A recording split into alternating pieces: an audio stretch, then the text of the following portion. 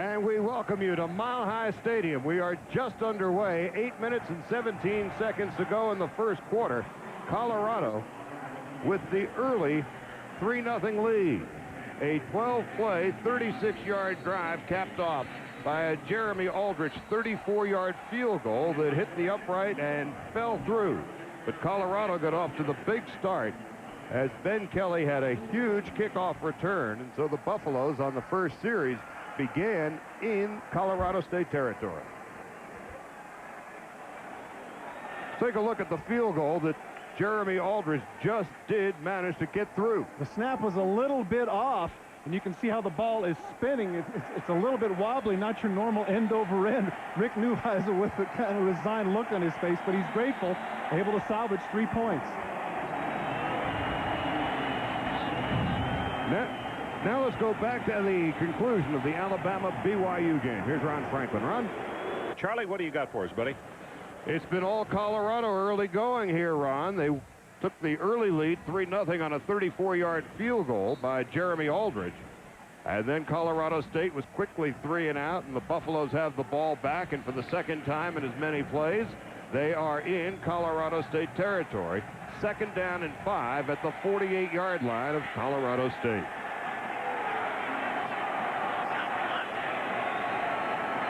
So Rick Machete making his first start for the Bucs, and the pass is complete to Darren Chiaverini. Chiaverini to the 38-yard line. Another first down for Colorado. Will be coming right back as soon as Ron Franklin finishes his business in Alabama. Ron? Now let's head to Denver. Okay, Ron, Charlie Steiner, Todd Christensen, and Dean Blevins.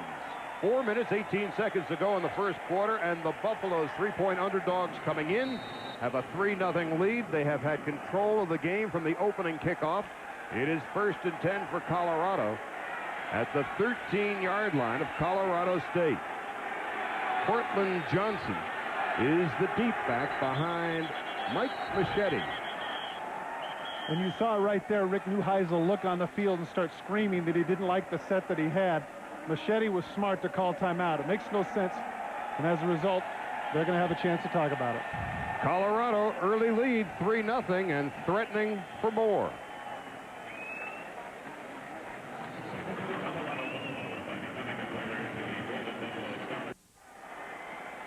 Colorado 3-0 and knocking on the door for more. 1st and 10 at the Rams' 13-yard line.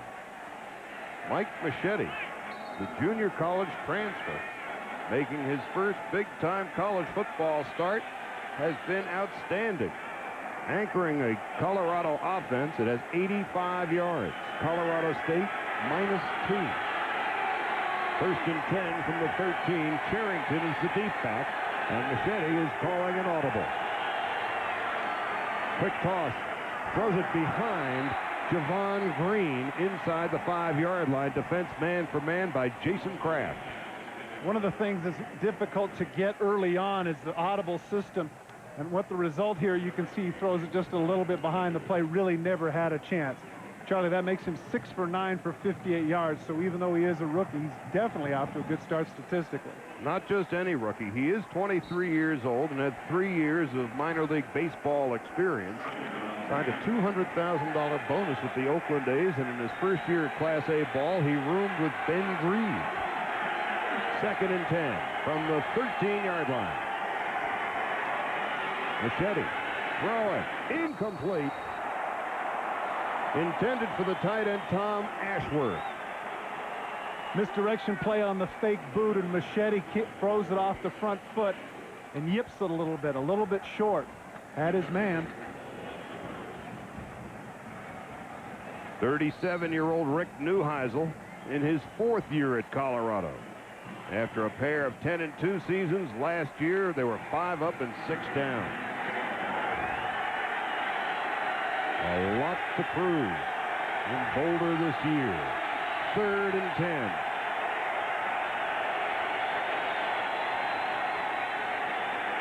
For the end zone. Did he get it? No, he's out of bounds. Darren Chiaverini was out of bounds.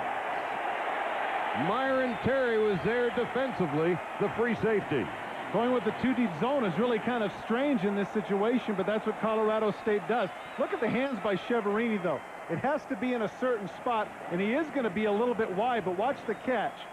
Nothing ever gets down, and the argument about whether or not he shoved out is irrelevant. The feet didn't get down. It's incomplete. Good call by the official. So Jeremy Aldrich is on for a 30-yard field goal try. He made good on his first try from 34. A wobbler that worked its way through. And so it is 6-0 Colorado. All things being equal, the Rams could be a lot further behind. They'll be happy trailing only by 6. Poor start for Colorado State and some bad news to go with it. Their outside linebacker, Nate Kwame, has a strained right knee. He is questionable from here on out. Let's go downstairs now. Introduce you to Dean Blevins. Dean? Charlie, we have a wonderful matchup here tonight. We have Colorado State experienced and savvy against Colorado inexperienced, youthful, with speed. You know, Rick Neuheisel said, I'd feel a lot better if my team were in a track meet tonight. Of the 100-plus players on the Buffs roster, 62 have never played a down of college football. It's just the opposite for CSU. 22 fifth-year seniors, 9 returning starters on defense. Sonny Lubick says his favorite Rams used to hope they could beat CU, and tonight, Charlie, he says they expect to win. So far, speed is beating experience 6-0. Certainly, in talking with Lubick and his staff this morning, there was no question that there was a better attitude about his club coming into this game with an expectation they might be able to finally beat Colorado. But so far, it's been the Buffaloes leading at 6-0. High, very short kick, and it's going to be a fair catch for Colorado State at the 29-yard line. That's Tony Colacion making the fair catch. And now let's see what Colorado State can do, trailing by 6.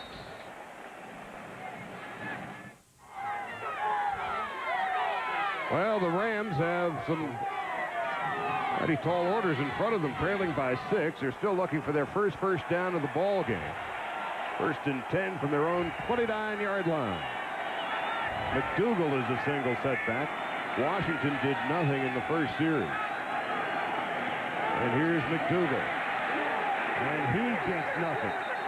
Wrestled out of bounds. That's definitely going to be John Sanders. It's going to be a 15-yard penalty, though. In their zest to get McDougal and punish him, they hit him about 5 yards out of bounds, and that was unfortunate. Rick Neuheisel's not going to be very happy about that.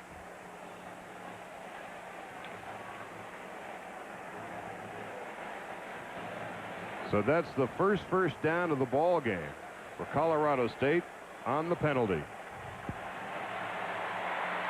Tip ball foul, personal foul, late hit out of bounds, 15-yard penalty against the defense, automatic first.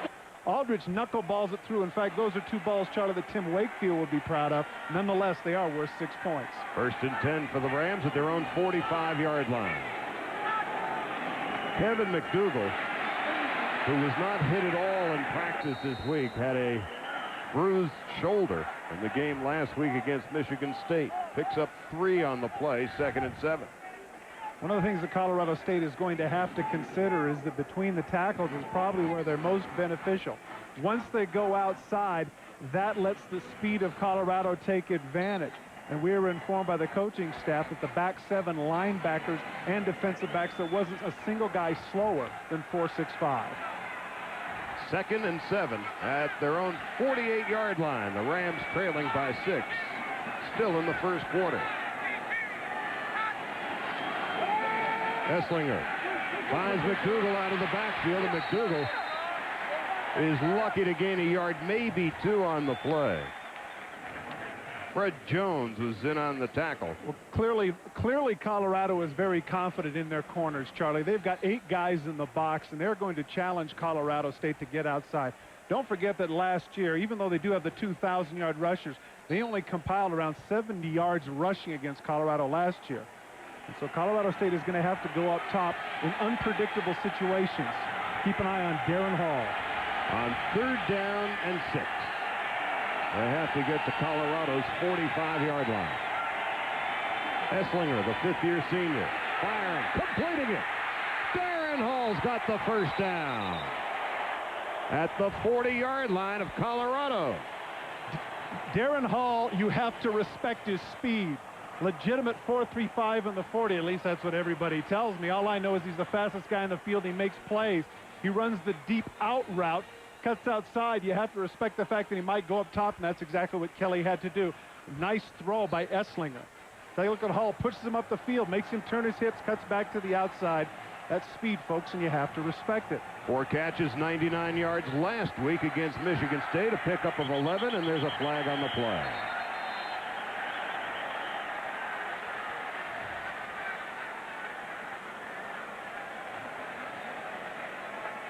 The referee is Bill Prior McKay. to snap, false start, 5-yard penalty on the offense, remains first down.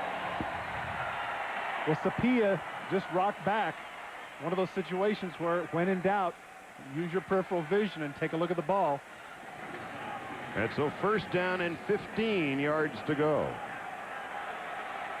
Colorado State on the Colorado 45-yard line. On this, the first game ever played, college football game ever played at Mile High Stadium.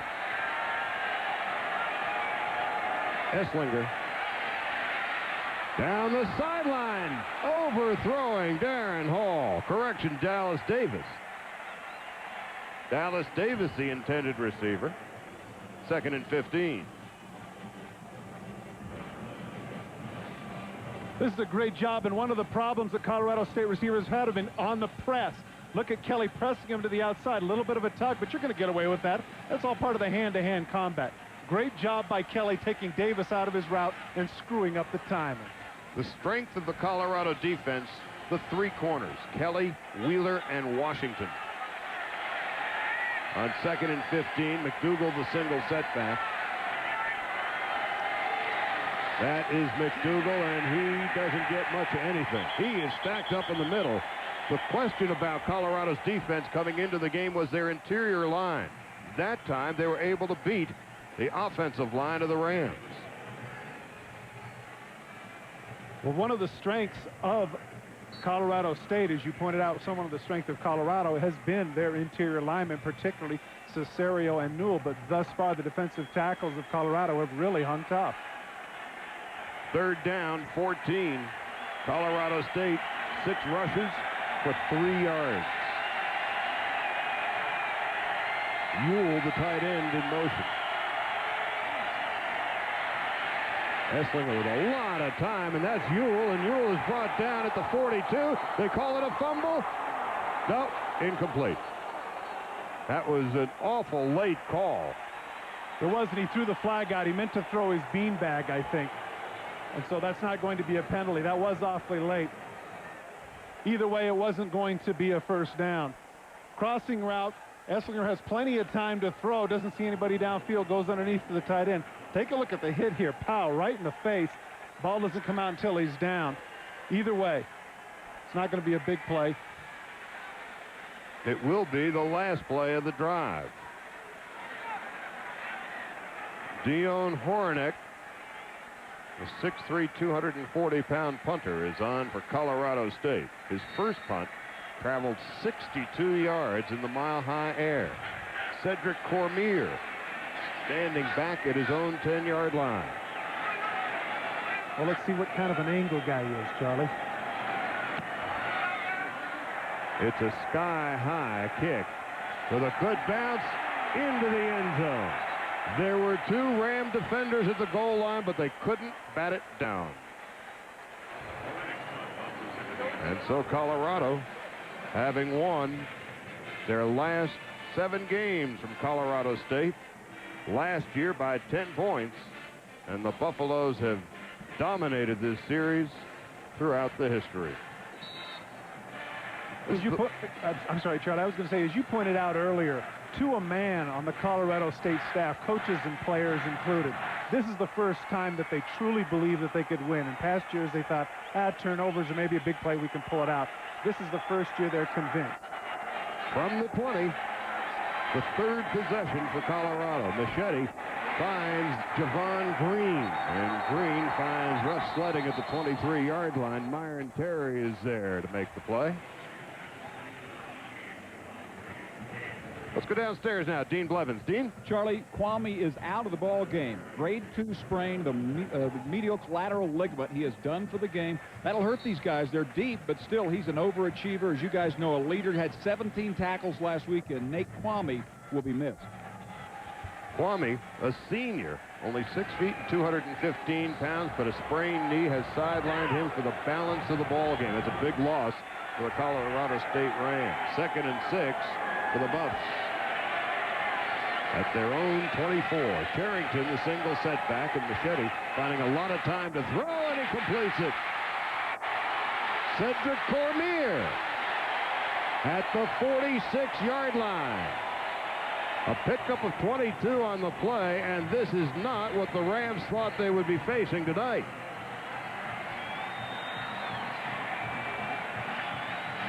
We're going to take a break.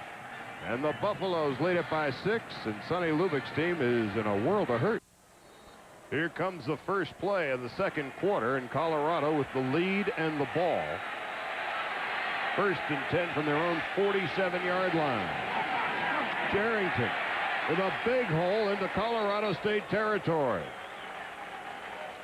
And the early going, the story has been Mike Machete, the junior college transfer, making his first big-time college football start. You can see right there, 8 of 13 for 85 yards. That's the thing that surprises me, is that Rick Neuheisel has this much confidence in him to have him throw 13 times already in the first quarter. Normally, if you've got a guy, Charlie, you're handing off, being a little conservative, dinking and dumping. Not so with Machete. They're airing it out with him. Well, he's no freshman. He's 23 years old. He's been around the block a time or two. And here's Machete to throw again. Machete's in trouble, and down he goes. The sack by the linebacker, Rick Kroll, who had 2 of them last week, and now he's got 3 on the season. A loss of 4 on the play. Mike Machete, last year, was the quarterback at Mount San Antonio College in Walnut, California, and his team won the championship. Went 12-0. Played 3 years for the Oakland A's minor league system. Had a $200,000 signing bonus. He was a shortstop. Pretty good player. But his heart was in baseball until football came calling. And here is Machete. Passing and completing out of the backfield. That's Charrington short of the first down at about the 46-yard line of Colorado State. And to finish up on Mike Machete, his father and his uncle both played minor league baseball.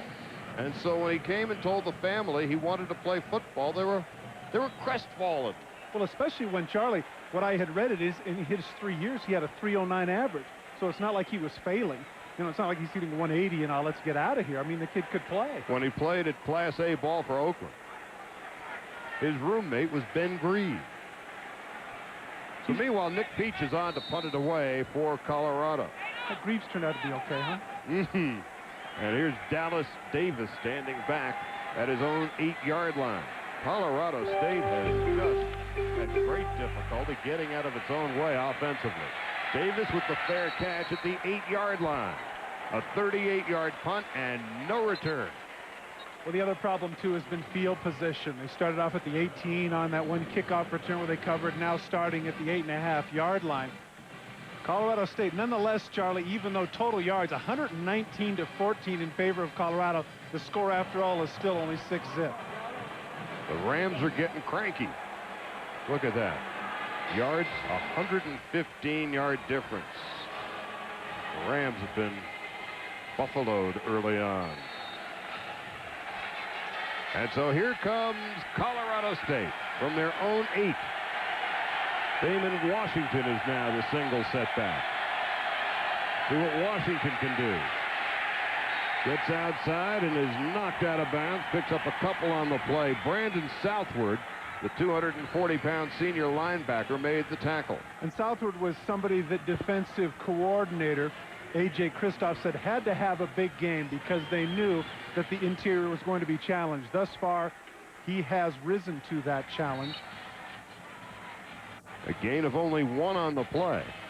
Last year, Colorado State, with 2,000-yard rushers in Washington and McDougal, could amass only 70 yards against the Colorado defense, and they're not doing any better tonight. Esslinger completes it. Oh, goodness. Way out of bounds. John Hewlett, and it's a late hit. Boy, oh, boy. That's the second one against Colorado tonight. And Rick Neuheisel has to be frustrated. Maybe this is part of not having played a game. It's one thing to be excited, but you got to know the width of the field. You're going to see this clearly out of bounds. So the two biggest gains of the night for Colorado State have been the 15-yard penalties against Colorado. Take a look at the catcher. You saw Rick Neuheisel mouth who did that. Now he's clearly out of bounds. And number 21 for the Buffaloes, Albus Brooks. Look at that, how far out of bounds he is. That's just, there's no excuse for that. Freshman linebacker whose nickname is Blackout. Blackout Brooks. Well, that must have been what his mind did, Charlie, when he saw him on the white instead of the green. He must have blacked out and thought he was still in the field of play. He was a highly recruited safety in high school from Claremont, California. So it's 1st and 10 now for Colorado State at their own 27-yard line. So two 15-yard personal foul penalties against the Buffaloes.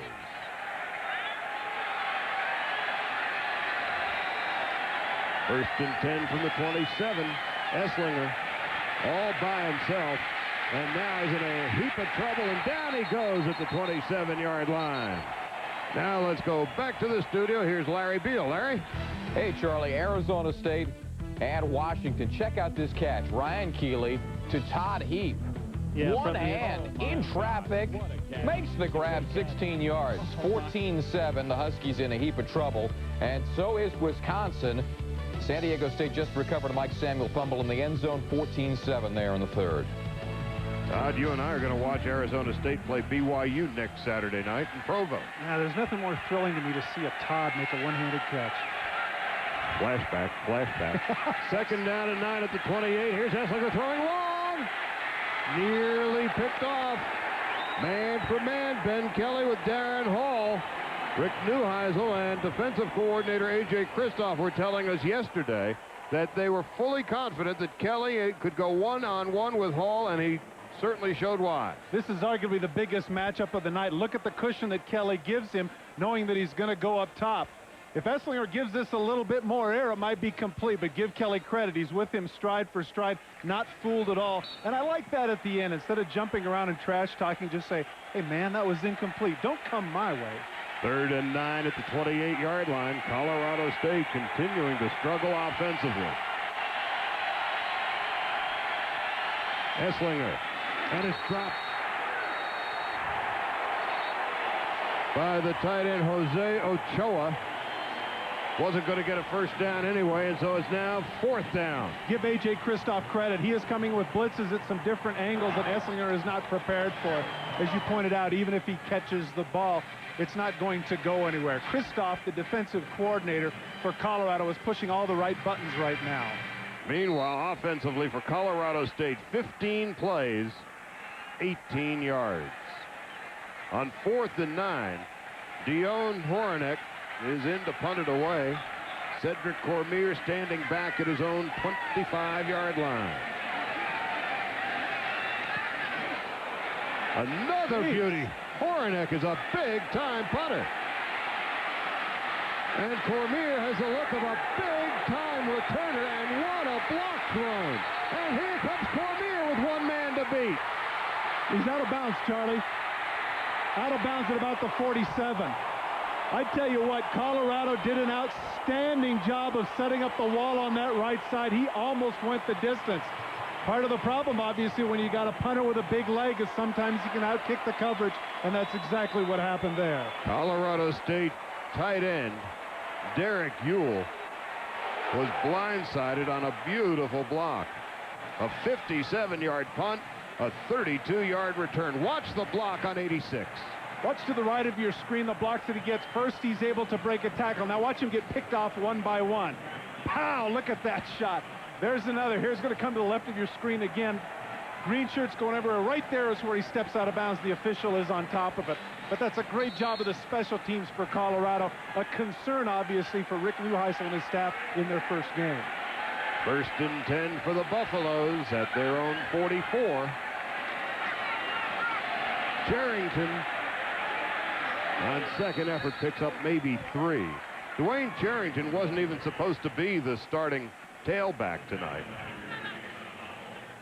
Marlon Barnes, one of the 3 captains of the club, has a sprained foot. They're not sure when he's actually going to come back. So Charrington, who rushed for 300 and some odd yards last year, has stepped up, and he is one of a dozen Colorado starters making their first college football start tonight.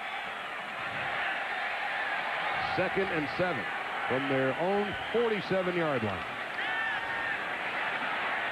Throwing long, and it's caught. Stiggers, touchdown.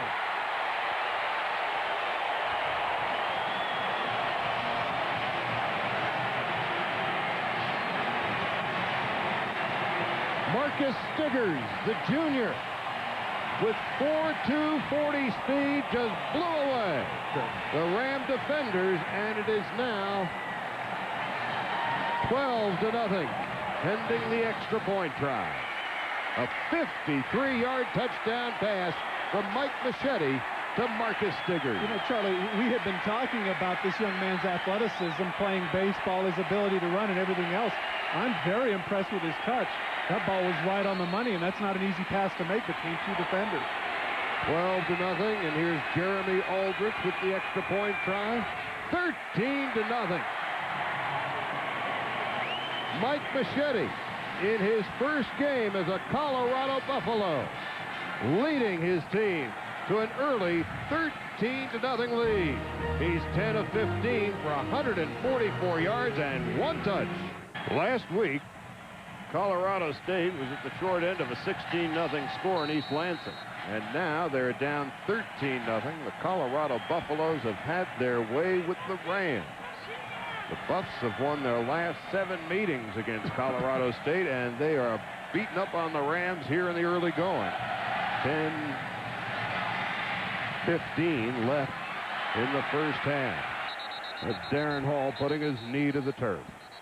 Sometimes things are not exactly as they seem. Eric Olson, the safety for Colorado State, is playing halves of the field right there in the middle.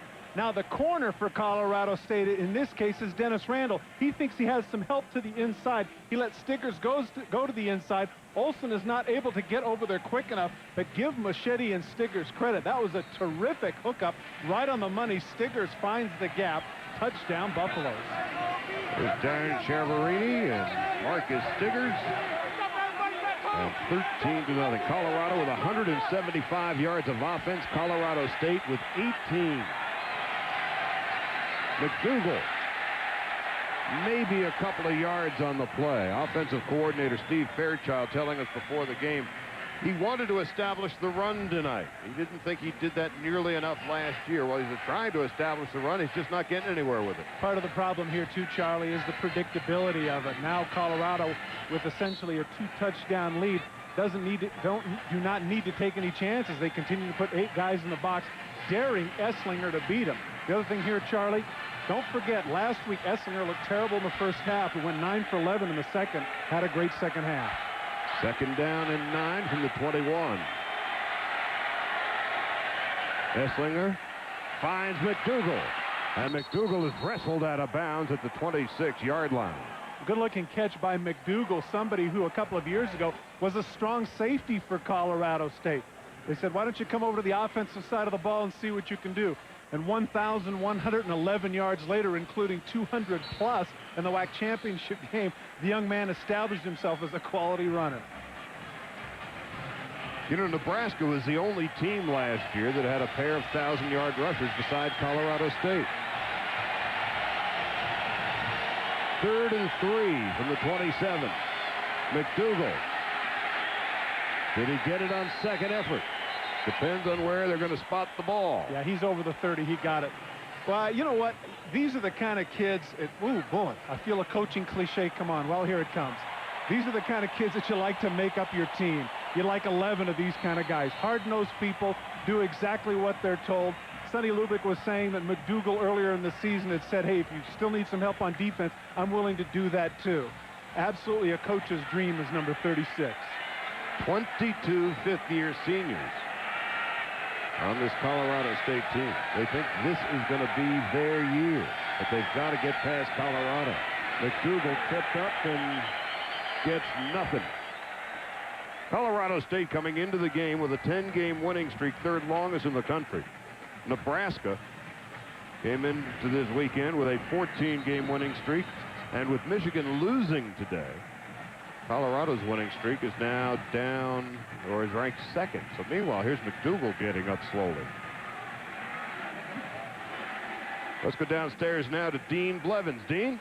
Guys, Todd mentioned the trade a while ago. It was great yesterday in the meeting with the Colorado State defensive coordinator, Larry Kerr. He said it was the greatest trade in college football history. And he was talking about trading wide receiver Joey Porter from the offense to the defense, where he's now really an impressive athlete at defensive end. And in return, as Todd mentioned, the defense got Kevin McDougal, that's what they got back on offense, who's been just a sensational player for them since he's come over. McDougal, who likes to say he likes getting his head rocked around a little bit, fun part of football, got just that. So he's on the sideline now, and Damon Washington is a single setback. Colorado State still yet to establish any consistent offense, and Washington gets nothing. Jay-Sean Spikes, number 7, Sykes, with the second hard tackle of this series. Well, Charlie, what's happening here is there's just way too many people in the box. Colorado has too many people, just one too many for Colorado State to block, and the result is, take a look. Take a look at all the 1, 2, 3, 4, 5, 6, and you can't see the 2 that are on the outside. They do have the 8 in the box. Take a look. There's the block, and there's number 7 just completely unblocked, Jay-Sean Sykes, who makes the big hit. 6'3" and 220. Defensive coordinator A.J. Kristoff for Colorado likes what he sees, and Colorado State can't get anything going. And there is Kevin McDougal, who was knocked for a loop a couple of plays ago. Well, he's not the only one. Take a look here. This is the play that shook him up, and it's Jay-Sean Sykes again. Look at that head-to-head. In the meetings that we had with the defensive people at Colorado, they were talking about how tough Sykes was, and that's back-to-back big hits for number 7. One of them knocking out a prime player, at least for now. Dion Horonek punted away.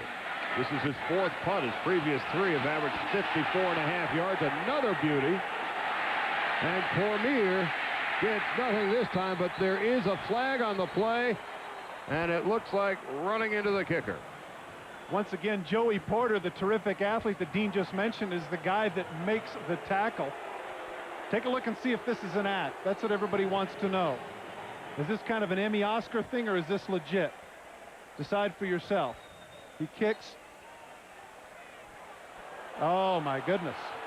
Yeah, I'm kind of thinking that Brando would have been proud of that. It is a responsibility of the defender to avoid the leg, and it looks like he's trying to do that, but unfortunately he does. He runs into it, and the official has to make that call. That would be running into the kicker. No, you do. You have to make that call. But the beef right now that you saw, if you're able to read the lips of the head coach, is that should be a 5-yard penalty. Not roughing, but running into him.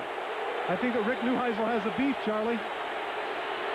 And so this is the 3rd personal foul that has created a first down for Colorado State. So you can see the frustration on the part of Rick Neuheisel, and I think he has, obviously there was not malicious intent. You can see the argument. But then again, he's arguing with the wrong guy because the referee's the one that dropped the flag. It's always the frustration of coaches. They chase after somebody who didn't throw the flag. They're shorting their shoulders, doing their best to be diplomatic. But what can you say? The guy who made the calls on the field. It's 1st and 10 for Colorado State. At their own 43, Ryan Esslinger in trouble. Gets out of trouble, and he pays for his sins at the 47-yard line. Hannibal Navies, one of the 3 co-captains of the Colorado Buffaloes. Weak side linebacker made the tackle. One of the things that Colorado's strengths, obviously, on defense are the abilities of the linebackers to hit and to run. Now, take a look at the pursuit angle once Esslinger is able to break out of the pocket. Now, look at all the white shirts converge. Pow! Take a look at the shot the Navy's is able to lay right on the slinger. 2nd down and 6 from the 47. That's Ewell, the tight end, and Esslinger doesn't like the alignment for the Colorado defense, so he's going to call himself a timeout. It has been all Buffaloes.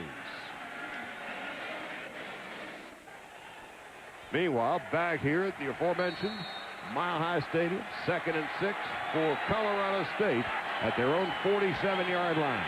Damon Washington cannot get anything going. The 3 biggest offensive plays of the night for Colorado State have been the 3 15-yard personal foul penalties against Colorado. And Steve Fairchild, the offensive coordinator for Colorado State, has to be a little bit more creative. This is the young man here on the bottom of the screen. What's happening here is their predictability. Yes, Colorado has great pursuit, and they're taking some good angles, but they got to come up with some new formations, throw the ball a little bit, throw it a little bit more, and certainly on some unpredictable downs. 3rd and 10 at the 43.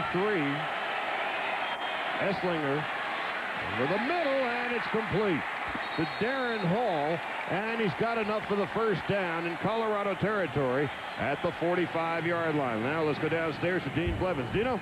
Guys, McDougal is behind us. He's being blocked out by a big old boy there. He's trying to get a shot of him. He has his bell rung. He's going to lay out a series, then go back in. And Todd, you know from playing, when you get your bell rung, you almost have a headache thinking about the headache he has. The bells are ringing, but nobody's home. 1st and 10 from the 45. Here's Washington, straight up the gut, picks up maybe 3 on the play. Alvis Brooks, strong side linebacker, made the tackle, and Ben Kelly is without his hat. Well, what's happening is really a serious battle going on between Hall and Kelly. Here's the extracurricular activity. Look at him going at it out front. Catches both of them to the head, and he throws them down, and then he throws the helmet off. I think the official could have thrown the flag on that one, but he let it go. And Kelly, to his credit, had a smile on his face saying, come on with it. Pickup of 2, 2nd down and 8. Trips to the left. Washington, the single setback. Ewell, the tight end, in motion to the left. Esslinger. Oh, it's tossed away, and wisely, Damon Washington pushes it out of bounds. And that's unfortunate, Charlie, because that had the makings of a pretty decent play. They had not run that up to this point. And really, if Washington was able to get the ball, he was one-on-one in the secondary. Unfortunately, the pitch went awry, and now Colorado State's faced with 3rd and long. So nothing is going right so far for Sonny Lubbock's Colorado State Rams, who came into the game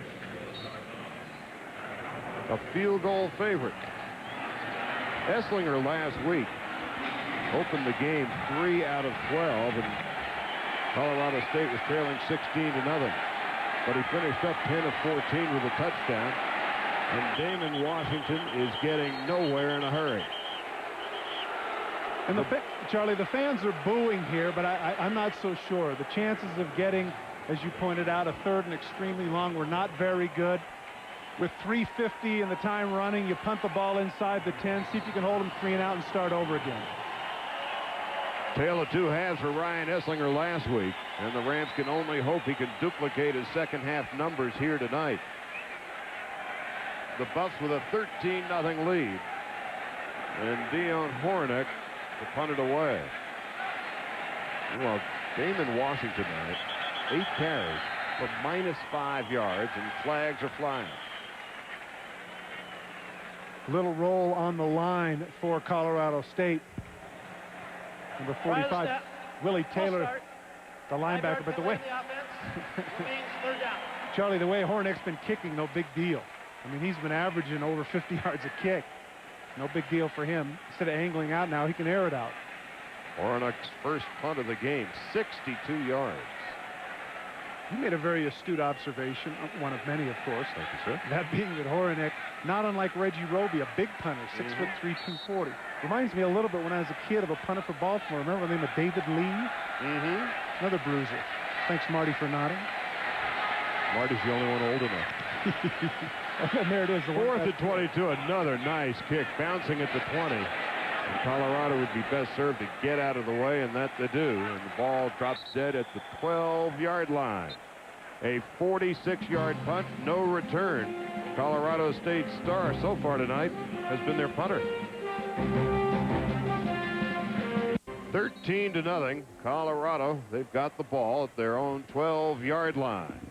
And all things being equal, the score being only 13-0, Colorado State must be pleased with as poorly as they're playing. They're only 13 down. And as well as Colorado's been playing, they're only 13 up. Here's Machete throwing incomplete, intended for Darren Chavarini. 2nd down. Chavarini has an interesting bloodline. His uncle Tony fought Sugar Ray Leonard in 1980 and was a 7th-round TKO victim. And his dad is a lounge singer in California. That's what I was waiting for. Yeah. Start spreading the news. Eddie Day and the Knights. His dad is the lead singer. Eddie Day and the Knights. Eddie Day and the Knights. Cool. And so now on 2nd down and 10. That's your variety report for the night. You're beautiful, babe, don't you? On the option. That's the first time we've seen that tonight. Machete pays for his sins in a big way. And Joey Porter, while a lot of people may not be having great games, the punter and Joey Porter are two that are having good games for the Colorado State Rams. Willie Taylor was also in on the tackle. Taylor, through his career, has averaged nearly 8 tackles per game. Charlie, this is where the savvy of Machete needs to pay off a little bit. He needs to look at the clock on his own 14-yard line. He needs to take all of the seconds here and more than likely go with the running play. Because a pass here would be incomplete, stop the clock, and they'd have a difficult situation punting, give Colorado State field position. Colorado State has 1 timeout left in the half. On 3rd down and 8, timeout.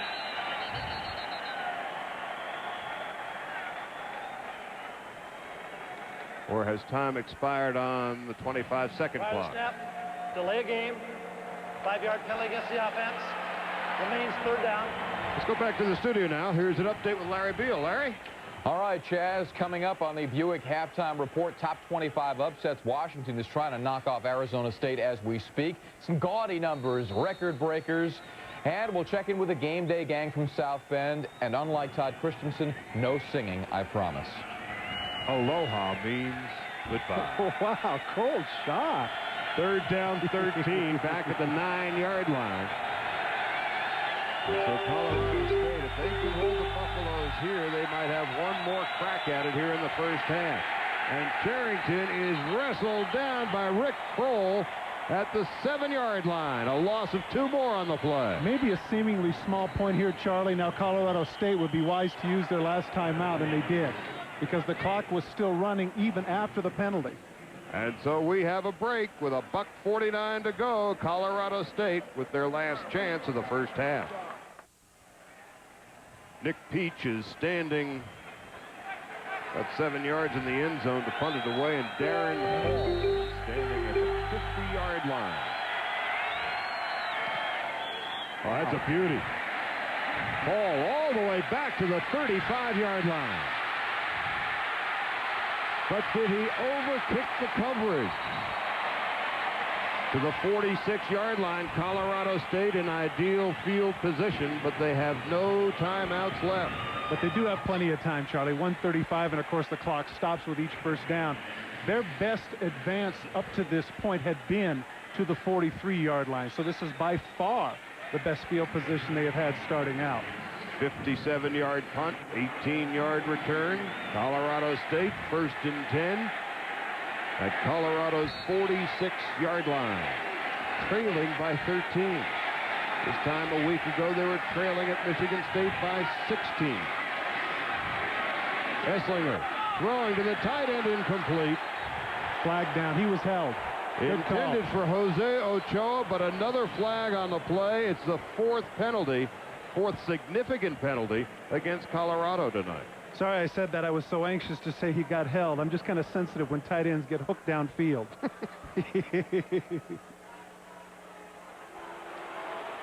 Hannibal Navies is the culprit. He's the one that's going to put the lock on Ochoa. Take a look right here. You're going to see Navies really doesn't need to do this. This is a 4.55 guy in the 40, yet there he is. But the stranglehold on Ochoa, the official in the center field was able to see it. Hey, you got to cut that out, man. Let those tight ends run free. 2nd down and 10 at the 36-yard line. Make it 1st down and 10. Colorado now 6 penalties for 65 yards. It is the 4th first down by penalty, as Colorado has made some serious mental blunders here in the first half. And Colorado State, while outplayed physically, still very much in this game. Well, here's a mental blunder here on the part of Colorado, not having the right people on the field. But, Charlie, let's also point out the fact that despite the fact completely outplayed, outgained 175-30, all of these things, if they get down here and get a score, they could still be in this thing.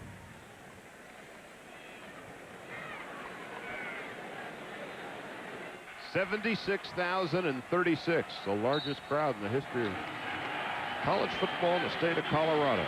Colorado State has been averaging 1.1 yard per play on offense, and they trail only by 13 points with a $1.50 to go in the first half. Esslinger in trouble. Esslinger throws over the middle, and it's complete. Touchdown! Frank Rice, and the Rams are right back in it. Just as I was talking about the fact that Steve Fairchild had not been terribly creative, he comes up with a great play. A roll left and throwback right to Frank Rice. But let me tell you something, Charlie. Even though Rice gets the touchdown, Esslinger is the one who deserves it. He made the play escaping the defense. A 36-yard touchdown pass from Ryan Esslinger to Frank Rice. The Rams had a total of 31 yards of offense before that play. 36 more. And now a flag on the play. Legal motion in the middle of the line. They'll move that one 5 yards back. And just as we talked about, you know, Charlie, prior to that play, you had pointed out. Prior to the snap, false start. 5-yard penalty in the offense. We'll repeat the try. The first down penalties. The longest play from scrimmage for the Rams up to that point had been only 12 yards. Steve Fairchild comes out with a tremendous play. Great call. Frank Rice with the touchdown reception with 1:22 seconds to go in the half, and Colorado State is right back in it. As I pointed out, Esslinger is the guy that makes the play here. The play action fake and then his ability to avoid the rush. Take a look here. Now the blocking starts to break down. He sidesteps one man, steps up and gives it all he has downfield. And look at the throw right on the money to Rice. He just has to stride into it and fall in the end zone for the score. You got to give the slinger a lot of credit for that one, Charlie. The 5th-year senior who waited patiently while Moses Moreno directed the offense. Moreno drafted this year by the Chicago Bears. And so Frank Rice with the touchdown catch.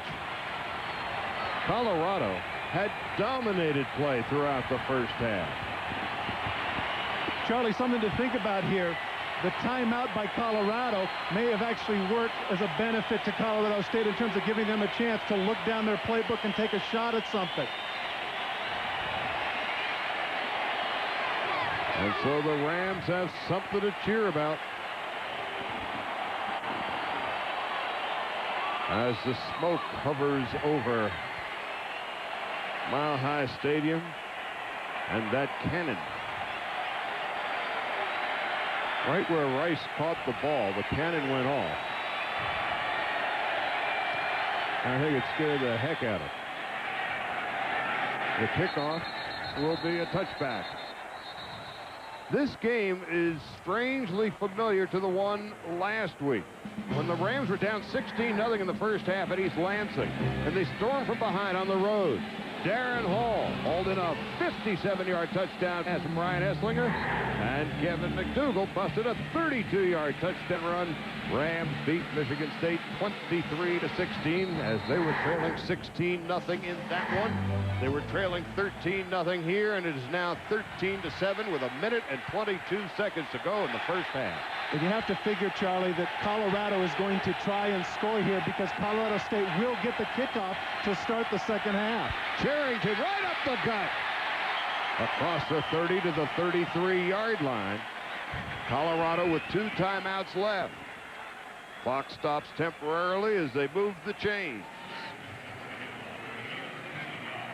Colorado wants desperately now to get back some of that momentum, and if they could get into field goal position, they'll certainly do that. 1st and 10 for the Buffaloes. Now the clock continues to run from the 33. Machete now calling an audible. Quickly over middle, picked off. No, it isn't either. It is received by Marcus Stiggers. Boy, I thought that was picked off. Looked to me like Myron Terry had come in front and made the play. But once again, give Machete credit. He audibles at the line of scrimmage to something he sees. Man-for-man coverage on Stiggers, and he threads the needle. Number 2, Myron Terry, the free safety. Number 2, Marcus Stiggers with the catch. 1st and 10 at the 46. Machete in trouble, and down he goes at the 50-yard line. Clark Hagan. Hagan's the big pass rusher for Colorado State. 11.5 sacks last year. Big sack last week against Michigan State that forced the fumble that led to the McDougal touchdown. Big play defender for the Rams. And so now Colorado calls timeout. They have 1 timeout remaining. Rick Neuheisel and Clark Hagan, who had 15 career sacks, 1 of them last week, and now 2 tonight. Coming up at the half, Larry Beal and the Buick halftime report.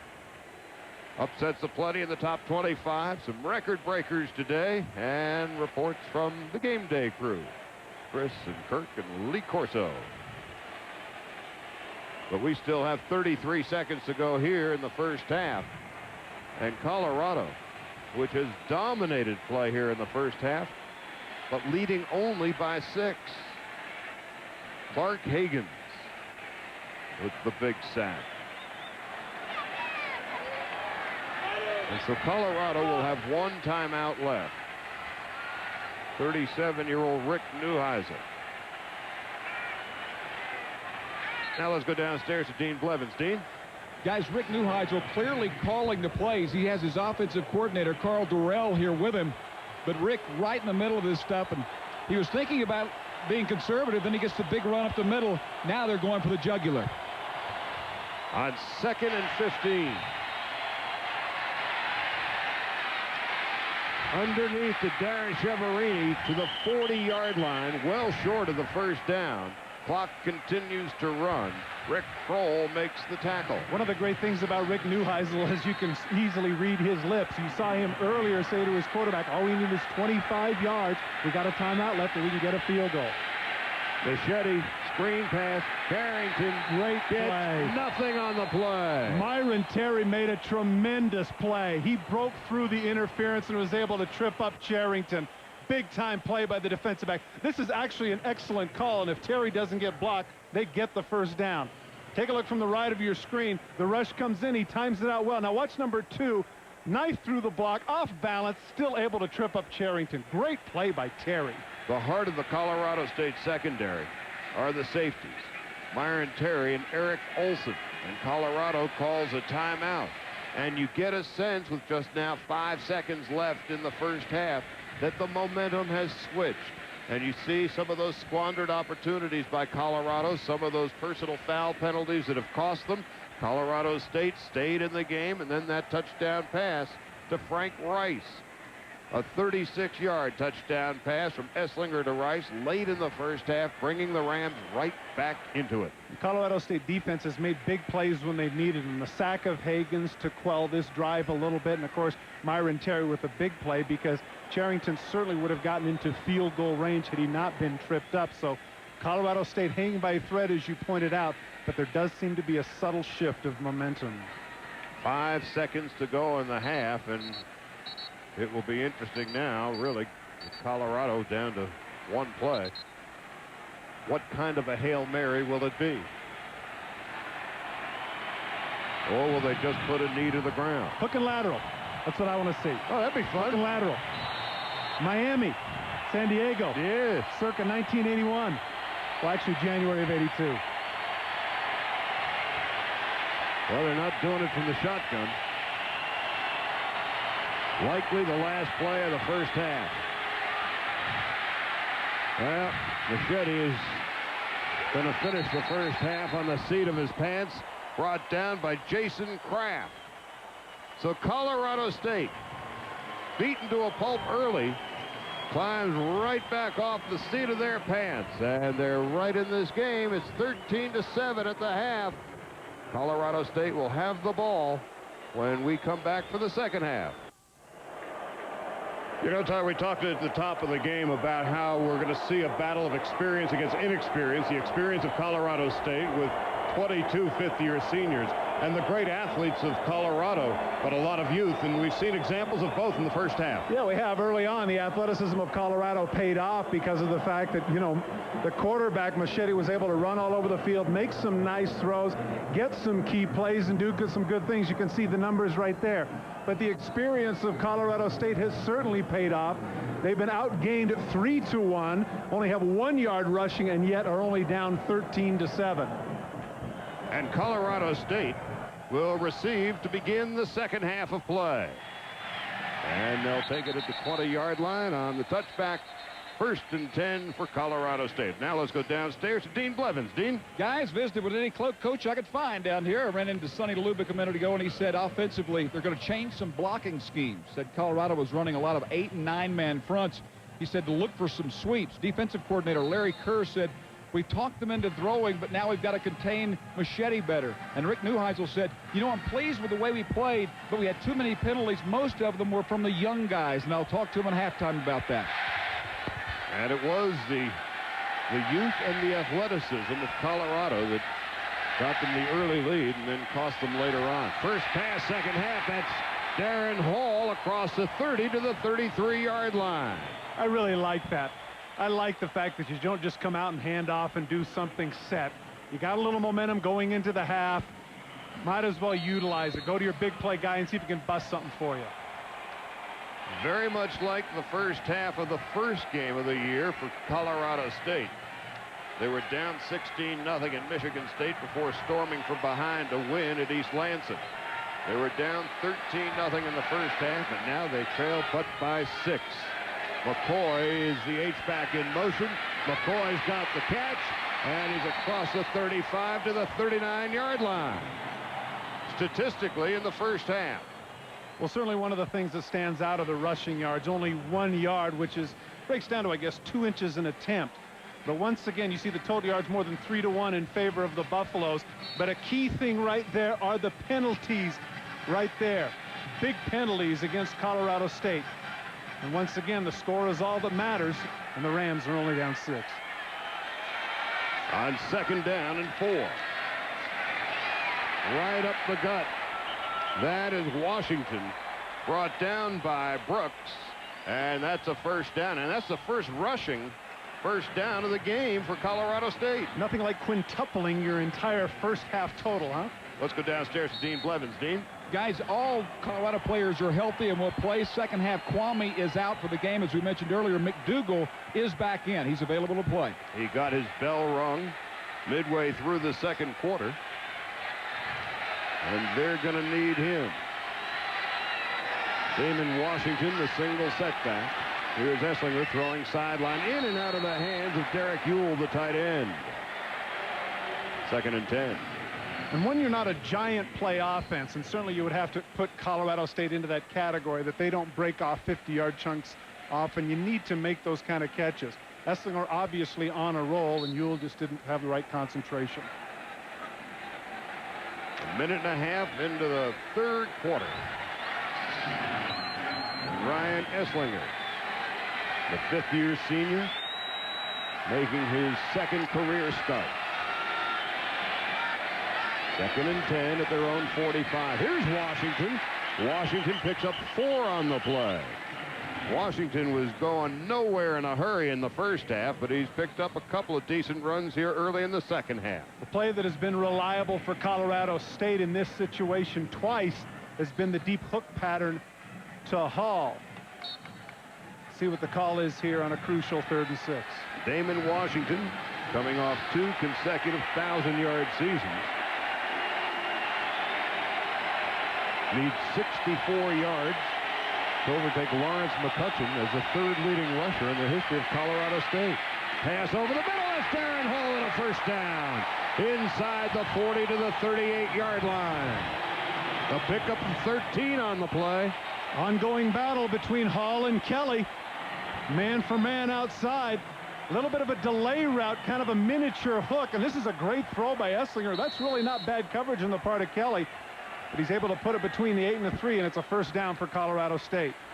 Colorado dominated the first 28 minutes of play in the first half, but you get a sense that momentum now resides on Colorado State's side. 1st and 10 from the 38.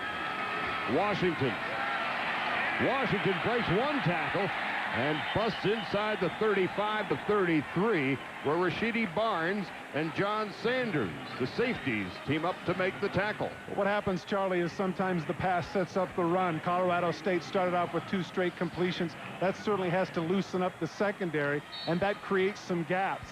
Colorado can no longer afford the luxury of jamming 8 in the box. The result now is that the offensive line is starting to push some people off the ball. Darren Hall is flanked way out here to the near side. 2nd and 5 at the 33.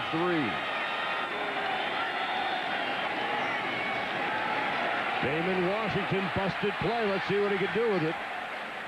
Gets back to the line of scrimmage. It looked like an end around that was aborted. Hannibal Navies, the weak side linebacker, made the tackle. But the play really is made by the linebacker that came up and broke it up. Take a look at the speed of Colorado. This is a good call, a reverse, but the speed in the secondary, you can see their number 13 is Fred Jones, the defensive end, who comes in and screws it up. Good job by Washington just to make something out of it, but if Jones isn't there, the play does go through, and maybe the Rams have a big play. 3rd and 5. McCoy in motion to the top.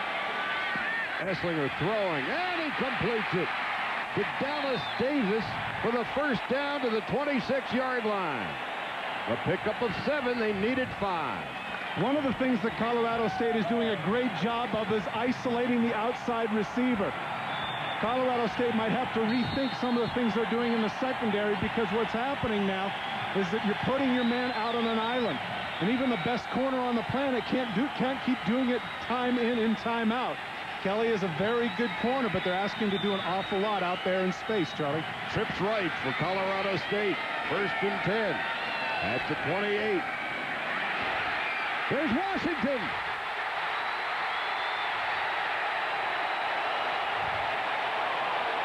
Just shy of the goal line. We've been waiting all night for Damon Washington to bust one, and he did, inside the 1-yard line. Well, I'm not going to annoy Larry Beal and sing what a difference a day makes, but man, what a difference a half makes. Colorado State completely stymied up until the end of the first half. Look at the gap created by the offensive line of Colorado State. Out of bounds. You certainly could have called that one a touchdown. Nonetheless, Colorado State is rolling. Defensive coordinator A.J. Kristoff for Colorado. He had stymied Colorado State in the first half, but now the Rams are tough. Esslinger, touchdown!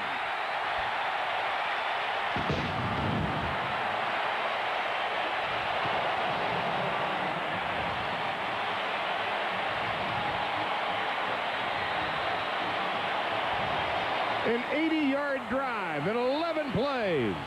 Let me give you credit, Charlie, for something that you pointed out at the end of the first half. Colorado State, a senior-laden team, understands that you do play for 60 minutes. They didn't panic when they're down 13-0. They didn't have very many yards. Things weren't going their way. They just hung in there, not unlike last week. Now at this extra point, they take the lead in a game that thus far they've been severely outplayed. Derek Franz has given Colorado State their first lead of the game.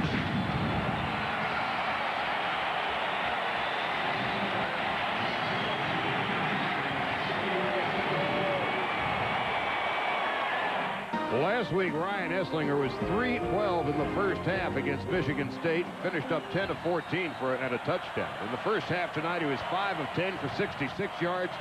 In the first series of the second half, 4 of 5 for 39 yards. And for the first time tonight, the Rams have the lead. And here's Ben Kelly. Across the 35-yard line, Ben Kelly opened the game with a big kick return. And now here's a flag.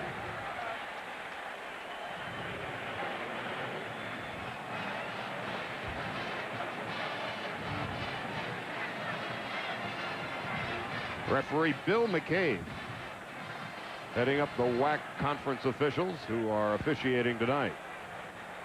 Dead ball foul, personal foul, unnecessary roughness, number 1 on the receiving team. Now that's strange. That's the returner.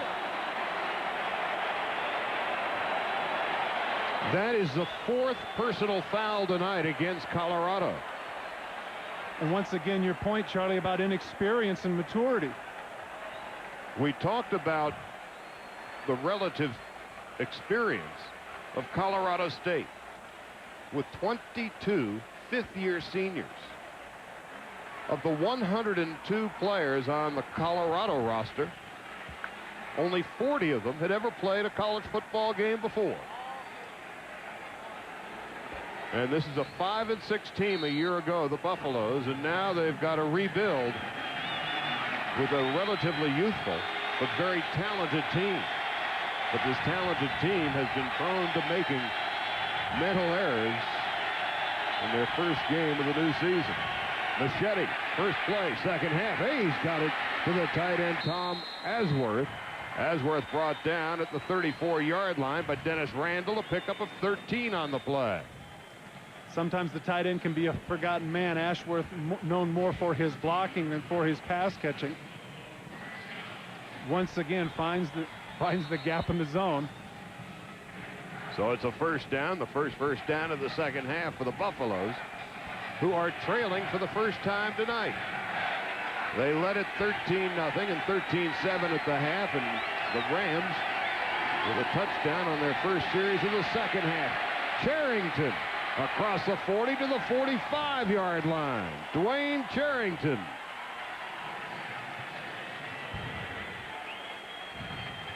Well, the offensive line of Colorado here decided to assert themselves a little bit and say, okay, if the Stars are going to, fall back a little bit and lose a little momentum, we're not going to. Front 5 of Colorado open a big gap for Charrington there to get the first. And when you consider the interior of their line, left guard Ben Nichols, center Andre Giroux, and right guard Vicar Rogers, they're all making their first collegiate starts tonight. 1st and 10 from the 45. Charrington again. Charrington breaks a tackle, another tackle, and finally brought down at the 40-yard line. Dwayne Charrington, who wasn't even supposed to be the starter tonight. Marlon Banks was, but he's got a sprained foot. So Charrington has carried the load, and he has now 12 carries for 53 yards. Did a lot of that on his own. He's able to find the crease initially. Watch the number of tackles that he breaks cutting through. There's 1. There's 2. Still able to stay on his feet. There's a 3rd tackle. Terry can't get him down. And finally, a trio of Rams have to bring him to the turf. Excellent job by Charrington. 1st and 10 for the Buffaloes at the Colorado State 40-yard line. Machete quickly throwing. Cheverini's got it. Inside the 35 to the 33. Good. One of the very few seniors on this team, Darren Cheverini. And he showed his poise there. Machete saw the strong safety blitz on the part of Olsen, able to get rid of the ball quickly. Cheverini shortened his route to come up with a catch. A pickup of 7, 2nd down and 3 at the 33-yard line. The intensity of this game has really turned up a notch here in the second half. This is the 5th play of the drive. Damon Barton is now the single setback as Charrington gets a blow. Machete throwing, and he completes it to Cheverini. Cheverini run out of bounds at the 21-yard line. And another first down. 2 wide receivers on the side. And the other wide receiver for Colorado, in this case, Javon Green, is able to get out front and make a block. Take a look right here. You're going to see the out route. And Green is going to be out front getting a block for him. He shields his cover guy. He's actually not even running a route. See the block downfield, enabling Cheverini to get the extra yardage. How about that stiff arm on Dennis Randall? 1st and 10 at the 21. The Buffaloes striking back. Machete in trouble. Throwing for the end zone. Incomplete. Robert Toller, the intended receiver. Question as usual is whether or not he was able to get his hands underneath the ball. Machete once again does a tremendous job of escaping the rush. Toller is arguing vociferously. He seems to feel that he had the catch.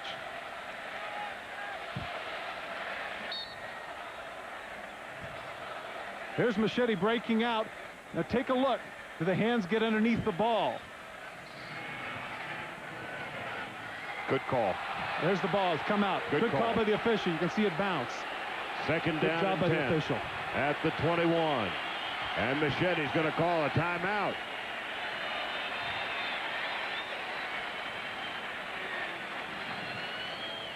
$7:53 to go, 3rd quarter. And we've got ourselves a ball game. Colorado had their way with Colorado State in the first half. And now it is a slugfest. 14-13 Rams. But the Buffs have the ball 2nd and 10 at the Ram 21. Right up the gut, that's Barton. Inside the 15-yard line. Willie Taylor is there to meet him. You know, Charlie, the offensive line has really been assertive on this particular drive. And as you pointed out earlier, the inexperience is an issue. Take a look at the career starts right there. Only the 2 tackles have had starts coming into this game. Nichols, Giroux, and Rogers do not. However, I will say this. Those 3 are decent athletes, and Ben Nichols in particular, a 4.7 240 and a bench press. Check this out, 5.35. And he missed 95 and 96 with back and neck injuries. On 3rd and 1 from the 13, Machete's going to throw for the end zone. Did he get it? Yes, he did! Javon Green!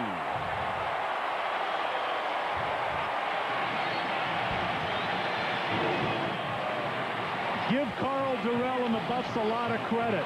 After Colorado State had scored, this place was rocking. And I think a lot of people thought that maybe the momentum had irrevocably changed. It did not. Made the right calls. The offensive line asserted themselves. And once again, Charlie, I am really impressed with Machete. Terrific touch on the ball. His first game as a Colorado Buffalo. A JUCO transfer who's 23 years of age. Former baseball player. Spent 3 years in the Oakland A's farm system. And Colorado pads its lead. The Buffaloes 20 and the Rams 14. A 79-yard drive, 8 plays, and the touchdown pass from Machete to Javon Green of 13 yards. Javon Green with the fade. Machete, plenty of time. Lofts the ball up, gives him an opportunity with the 6'3" body. He gets both feet in. Boy, that's a tremendous job of keeping his feet in bounds. Machete knows it's on the money.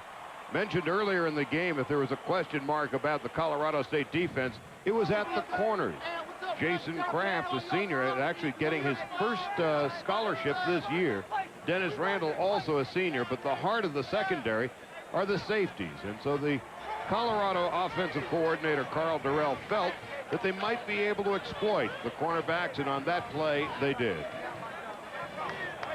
Machete on the drive, 4 of 5 for 45 yards. And the one miss was that one that was almost a touchdown that rolled out of the hands. He is hot. 76,000 are here. It's the largest crowd ever to watch a college football game in the state of Colorado. And the immediate fortunes of these two programs are very much at stake. The Buffaloes coming off a 5-6 season. First time since 1988 they entered a season unranked. And they wanted to stop the hemorrhaging right here and now against the Rams, who on the other hand come into the game with a 10-game winning streak and want to prove in fact that they are kings of the hill and can beat the Buffaloes, something they haven't done in their last 7 meetings. Darren Hall will get the touchback. Now let's go downstairs to Dean Blevins. Dino? Thanks, Charlie. Marlon Barnes is here, and I'm sure you would love to be out there. The great runner for Colorado. A foot sprain has him out indefinitely. You're missing this one. Oh, yeah, I'm missing this one. This is a lot of tough yardage out there. Mile High Stadium. What else can you ask for? What about Charrington? He goes in for you. He's made some nice runs. Oh, I definitely have confidence in our running game. You know, Coach Polis coaches up well, tell us to run hard, and Dwayne is a tough back. Hang tight. We'll give it back to Charlie, and I want to ask you about your new quarterback. All right, Dino, here comes Colorado State. 1st and 10 from the 20. Kevin McDougal is back in the lineup, and McDougal breaks a tackle. And McDougal picks up 10. McDougal, who was injured in the first half, getting his bell rung, but he is okay. Rashidi Barnes made the tackle.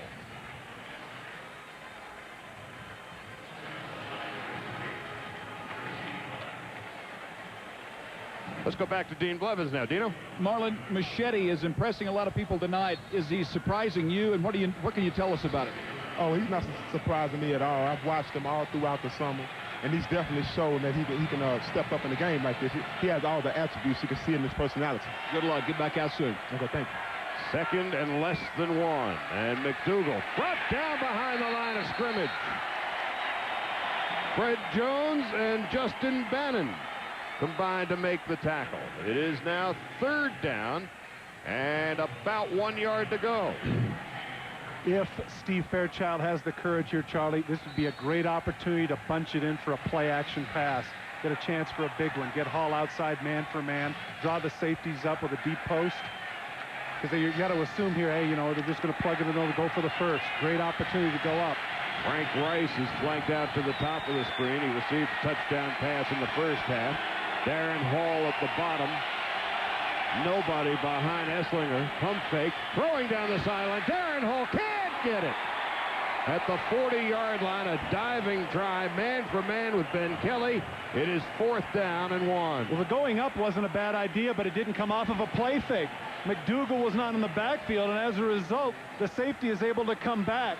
This is good coverage on the part of Kelly, but he knows that he has some safety help. You can see right there he's actually slowing down because he knows the safety is coming over. They needed a play-action fake to take the safety away and give them a better opportunity. Cedric Cormier standing deep back at his own 20-yard line, awaiting the punt from Dion Hornick. 4 punts tonight for 52 yards in average. And another high beauty. Cormier at the 17. Cormier. He's gone. No flags. 82 yards. Cedric Cormier. It was the special teams that especially distressed Sonny Lubick last week against Michigan State.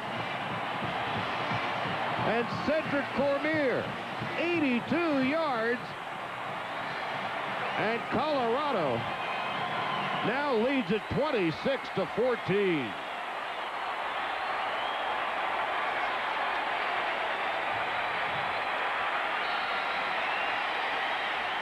The redshirt freshman from Houston, Texas. And now the extra point try for Jeremy Aldrich. Wow. 27-14. The Buffalo Stampede is on. And now can the Rams regroup? Cedric Cormier has given the Buffaloes a 13-point lead. Initial block right here in the middle of the field is huge. You're going to watch number 30, Ingolstadt, get dropped. And as a result, Cormier is off to the races. Take a look at the setup of the line right here to the right. Boy, just great blocks.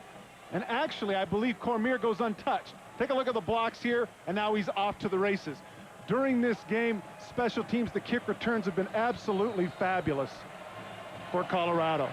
Colorado has kickoff returns by Kelly tonight of 45 and 29 yards, and punt returns by Cormier of 29 and 82 yards.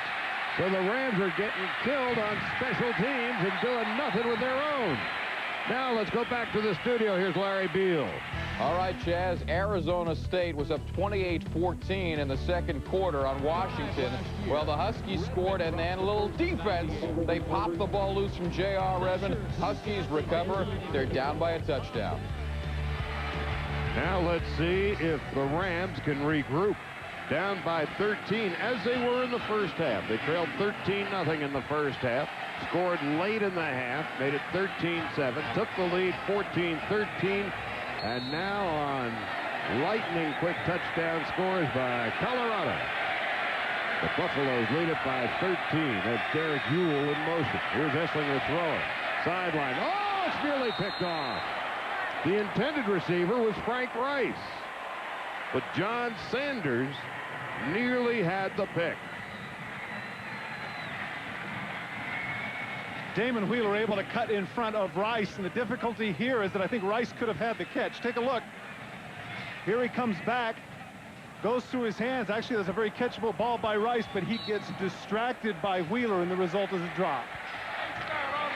And there is Cedric Cormier, the redshirt freshman, who runs a 4.25 40, and we saw every bit of that speed on the 82-yard punt return for the touchdown. Here's Washington. Across the 25 to the 27-yard line. And a reasonably big third down here, Charlie, because if Colorado State goes 3 and out, they might never get the momentum back. And now their experience is going to be sorely tested. The relative youth and the athleticism of Colorado has both helped and hurt the Buffaloes tonight. They certainly have the athletes and the speed out there, but they have made some costly penalties. That's allowed Colorado State to stay in the game. It's 3rd and 5. Esslinger throwing. And again, it's nearly picked off by Ben Kelly. The intended receiver was Darren Hall, but it wasn't a well-thrown pass by Esslinger. Ben Kelly ran Hall's route for him. That is a route that Hall has been able to come up with a first down before on 3 different occasions, but this time Kelly smelled it out. What a great job he does actually running the route for him. Unfortunately for Colorado State, the ball was not picked off. We asked A.J. Kristoff, the Colorado defensive coordinator, yesterday if he's going to do anything fancy with Darren Hall. He said, no, Kelly's going to go one-on-one with Hall all night until he gets beat, and he hasn't been yet. Last punt went 53 yards, and the return went 82. So low kick this time. Cormier on the one big hop at the 22-yard line. And this time, on a second effort, he's finally brought down at the 22 by Derek Ewell. A 50-yard punt, no return. And so now it's Colorado's turn again. 14 unanswered points has given the Buffaloes a 13-point lead. Certainly one of the questions that's been answered tonight, Charlie, is the effectiveness of Machete. If there are defensive coordinators around the Big 12 that are watching this game, they can't be very pleased. They have their work cut out for them. He really came in as a mystery man. We had no idea what to expect. JUCO transfer from Mount San Antonio College in California. 23 years old, a junior. And here is Machete on the roll. Throwing across his body, across the field, incomplete. Intended for Chiaverini. Now let's go downstairs to Dean Blevins. Dean? Guys, the 2 big stories continue to be the speed of Colorado and Machete. You know, he was named a starter only 12 days ago. And it was apparently because of his instincts, his maturity, and he's a gamer, as most shortstops are. But when fall camp began, 4th-year junior Jeremy Weisinger was first team, and he and his father felt betrayed when Neuheisel went with Machete. Weisinger quit, got his release, and Rick told me before the game he really wishes him well, but he transferred to Texas A&M, where R.C. Slocum says he might someday play safety. That's an uplifting thought, isn't it? 17 of 25, 220 yards. Mike Machete. Handoff this time to Charrington. And Charrington to the 25-yard line. To follow up on the Weisinger story, in talking to Neuheisel at some length yesterday, and now beginning his 4th year at Colorado, one of the things he has tried to become is a harder-edged coach. In years past, he admits he may have made the decisions to be a nice guy, to ingratiate himself with his young team. Now he's making the harder decisions, and he says it's a maturation project for him. And making the decision on Weisinger, he said, was something he might not have necessarily done last year. 3rd down and 8. Here's Machete to throw. Ball tipped at the line of scrimmage, incomplete.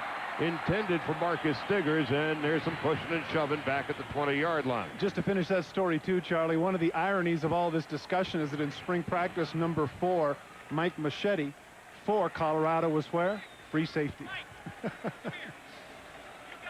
So it's 27-14. The Buffaloes will punt it away with 3 minutes and 2 seconds to go here in the 3rd quarter. Darren Hall standing back at the 30-yard line, awaiting the punt from Nick Peach. Good stand by the Colorado State defense there, 3 and out. This is only the 3rd punt of the night for Peach. Oh, that's a beauty. High, spiraling kick, sending ball all the way back to the 18-yard line. And down he goes.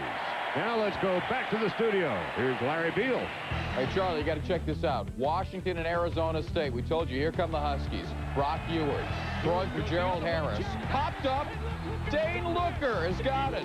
Dane Looker, he is a looker. His 10th catch, 1 more ties the school record. Meanwhile, the Huskies have just tied the game at 28. Wow. Also, Wisconsin over San Diego State. That's the final, 26-14. No Rondane in that game, out with an ankle. And so here comes Colorado State. 2 minutes, 50 seconds to go, 3rd quarter. 1st and 10 at their own 18-yard line. McDougal is in the backfield. McDougal doesn't get much of anything. That's Brady McDonald who made the tackle. McDonald, a sophomore from Quinn, South Dakota. When he sent tapes to the Colorado Buffaloes in hopes of coming here, there was this noise coming from the back of the game tapes, and they couldn't figure out what this noise was, this recurring noise. As it turned out, his high school field was right behind a cow field, and there were cows mooing throughout his tape. But he got the scholarship. And Esslinger's in trouble, and down he goes at the 21-yard line. Evidently, McDougal went the wrong way on the play, or maybe Esslinger did. He was able to make something out of it. Supposed to have a play-action fake, nobody there, able to scramble forward for about 3 or 4. That's a great story. Talk about that falls under the heading of the Boondocks, I'd say. Yeah, they couldn't figure out what that recurring noise was underneath because they looked, it wasn't a big high school field or anything, not a big crowd. There's McDonald. And so there was the noise. Mooing. Not booing, but mooing. Colorado State continues to struggle against the Buffaloes. They had only 70 yards on the ground last year against Colorado. Here's Esslinger. Diving for the 1st down. Did he get it? Going to be close. Could be an interesting spot because I think that he leaned forward to get across it, but I think his body was out of bounds. And once again, same situation. You had a situation where the back went the wrong way, and Esslinger has to go out pretty much on a naked boot. Well, they're going to have a measurement here. The official chains are on the other side of the field. It appears to be a little short, and I would think down 2 touchdowns, 1:17 left in the 3rd. Nah, it's still early yet. That's pretty deep in their own territory to think about that, isn't it? It all may be a moot point here in a moment. It is. 1st down. Now pulling for the drama.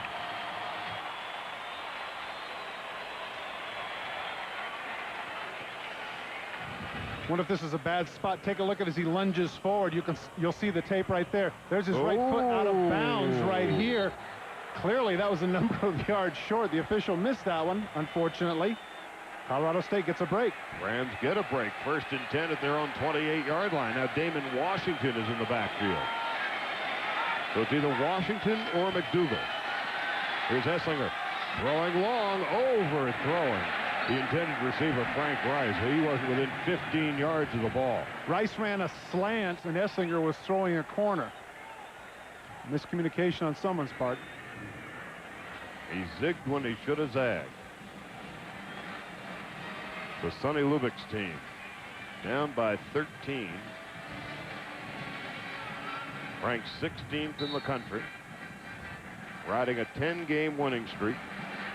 They've lost their last 7 meetings in succession to the Buffaloes. Esslinger is 0 for his last 4 passing attempts. McDougal doesn't get much to the 30-yard line, maybe a yard on the play. With less than a minute to go in the 3rd quarter, Rashidi Barnes and Robert Haas combined to make the tackle. A name we haven't called in the 3rd quarter as yet, Charlie, has been Darren Hall. The secondary from Colorado has quieted the speedster. That is Steve Fairchild, the offensive coordinator for Colorado State, mulling his options. On 3rd down and a long 7. Overthrowing and badly, Corey McCoy. 4th down. And that's too bad because he had what he wanted. Had McCoy on the slant man for man, and he had beaten his man by 2 steps. Esslinger a little bit frustrated with it because he thought that he was going to be someplace else, but he hurried his throw over the top. He had him. Dion Horinek to punt it away. And Cedric Cormier standing deep. Apparently the pass was tipped. Here it is in the line of scrimmage. Able to get just a little bit of a finger on it. Sean Jarney. And that was enough to send the pass awry. 4th and 8 at the 30. High snap, he's bobbled it. He's in trouble. Horinek down inside the 20-yard line.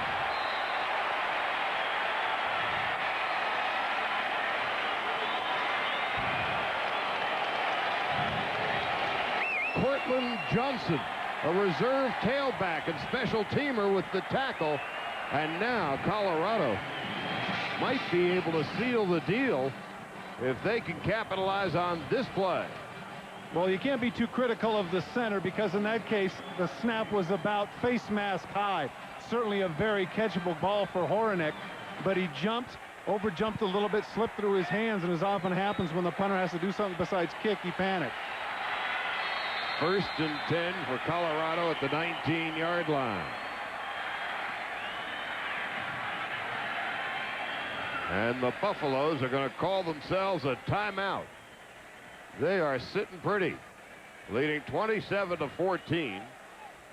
They've got the ball 1st and 10 at the Ram 19-yard line. And Rick Neuheisel, who won 10 games in each of his first 2 seasons and then went 5 and 6 last year. And this is really a rebuilding year, as he has 40 players on his roster who have never played a college football game before. But right now, his team is leading by 13 and in the driver's seat. This Monday, a very special Labor Day telecast from Busch Stadium in St. Louis. The Cubs and Cardinals, Sammy Sosa, Mark McGwire, chasing history. 2 o'clock Eastern time. And on the chasing history scoreboard, McGuire's got 60. Sosa has 58. John Miller, Joe Morgan will have the television. And I'll be there on radio with Kevin Kennedy at 2 o'clock Eastern time. I am looking forward to that. And we have plenty of work to do here yet tonight. Here's Dwayne Charrington. And Charrington down to about the 15-yard line. So McGuire hit one today. Sosa hit one today. And all of America is talking about those two remarkable young men. You are a very lucky, not so young man to get to go and watch history. I'll tell you that. Looking forward to that. But we have one more quarter to go here. And the Buffaloes are sitting pretty.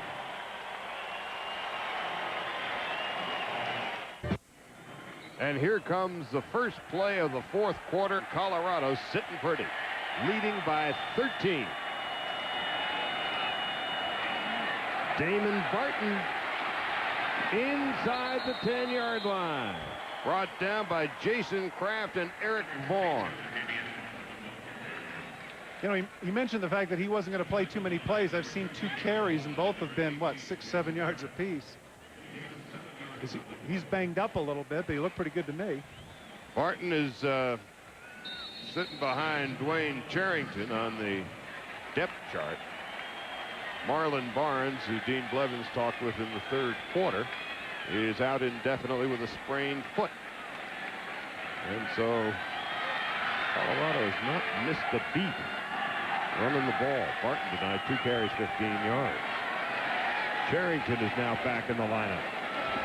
And Charrington stood up at the line of scrimmage by Rick Kroll and Myron Terry. Well, 14-15 in running, this seems to be kind of a do-or-die situation here where Colorado State really needs to sell out. They could still conceivably give up the field goal and still be in the thing, but you can see there Myron Terry with the big stick selling out, neglecting a little bit his pass coverage, but it didn't matter there. Able to drop Charrington in his tracks. Devon Green and Marcus Stiggers are flanked out to the left side on 2nd and goal at the 7. Machete looking right, completing. Ashworth inside the 1. Correction, it was Lydiard. Brody Hefner Lydiard with the reception. Well, and he's able to use his big body. Take a look after he makes the catch. It looks like that he's going to get stuffed in his tracks by Ingolstadt, but instead, look at that, how he's able to lean forward and almost get the ball in the end zone. And so it is 3rd and goal from inside the 1-yard line.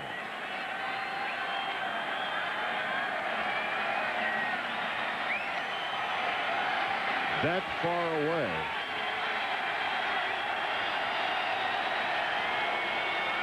And nearly sealing the deal. Machete stops and throws it away. Boy, that was a play of a poised veteran, wasn't it? Well, it may have been, but it's also a play that makes no sense. Far be it from me to second-guess Carl Durrell or Rick Neuheisel, but hey, you've been running the ball effectively. You've got the big bodies. Why not just plow it in there, 3rd and 1? And if you're going to go on 4th down like your peers are going to do here anyway, why not take 2 tries at it to get 1 yard? That play makes no sense. But Machete in trouble, just threw it away. Meanwhile, Darren Cheverini, the wide receiver, has limped off the field. And Rick Neuheisel's calling for a timeout, and finally Machete hears it, and they get the timeout. And so it is 4th and goal, and Colorado leading 27-14.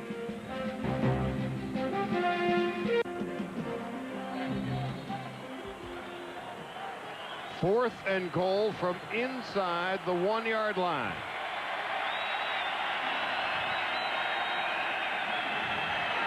Charrington, touchdown.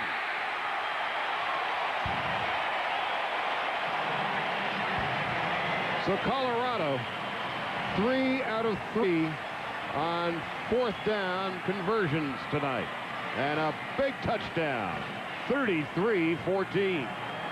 Now they're going to go for 2 to move it up to 21 points. Interesting play by Colorado there. They had their lead fullback go the other direction.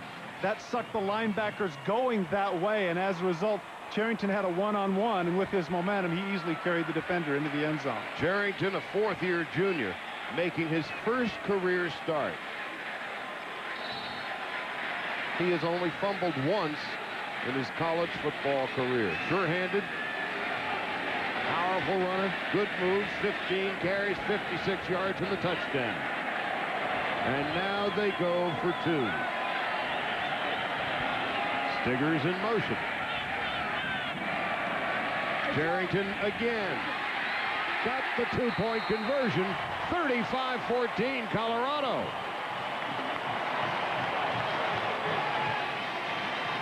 Once again, we had mentioned it before, the offensive line of Colorado really asserting themselves here in the second half.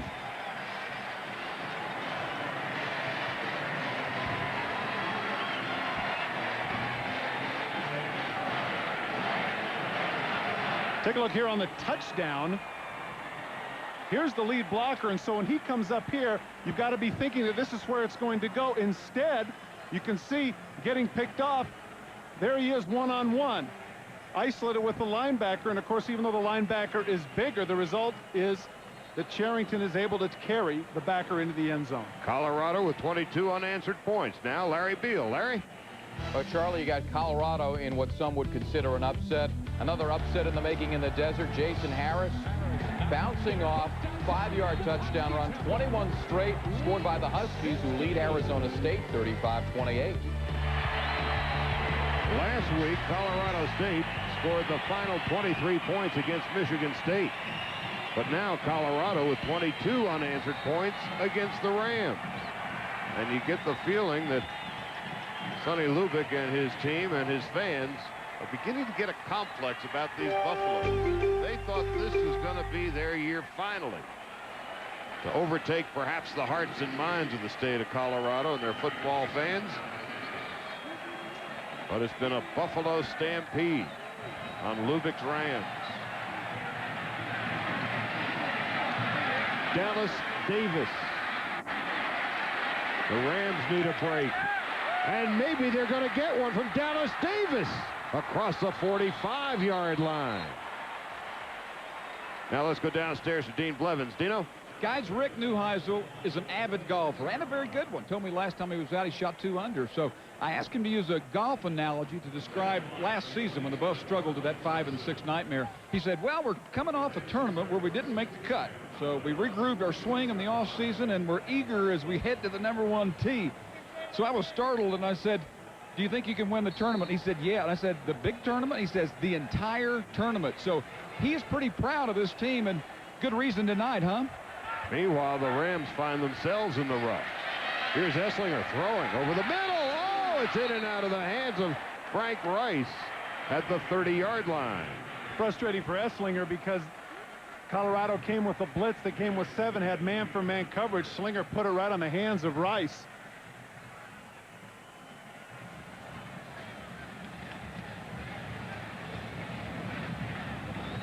That's a tough catch. Nonetheless, if you're the quarterback, you feel like that's got to be made. Esslinger is now 0 for his last 6. 2nd down and 10. Trips to the right.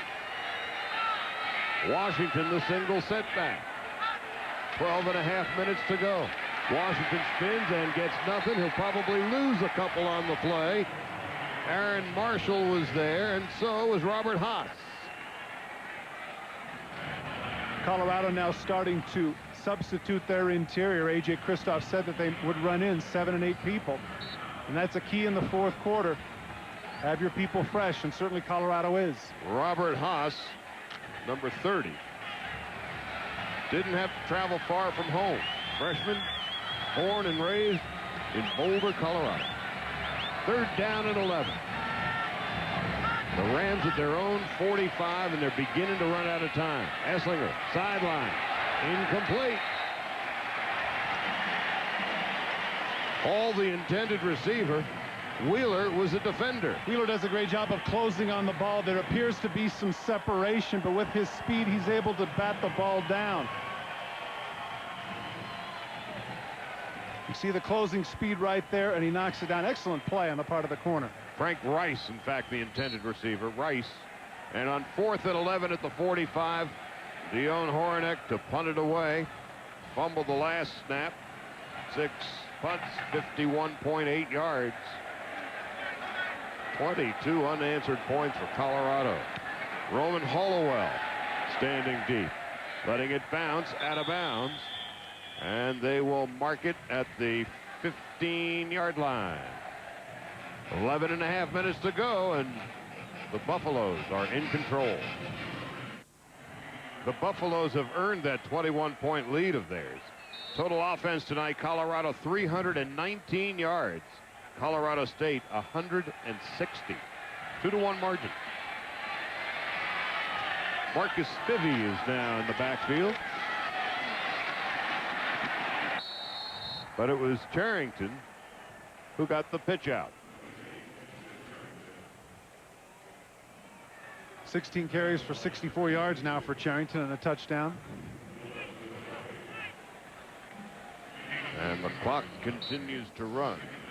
The Rams have all 3 timeouts left. The Buffaloes have none.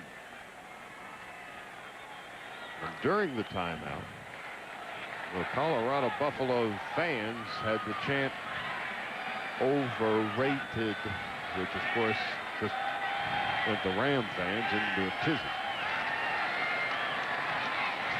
Here's Charrington across the 35 and another first down.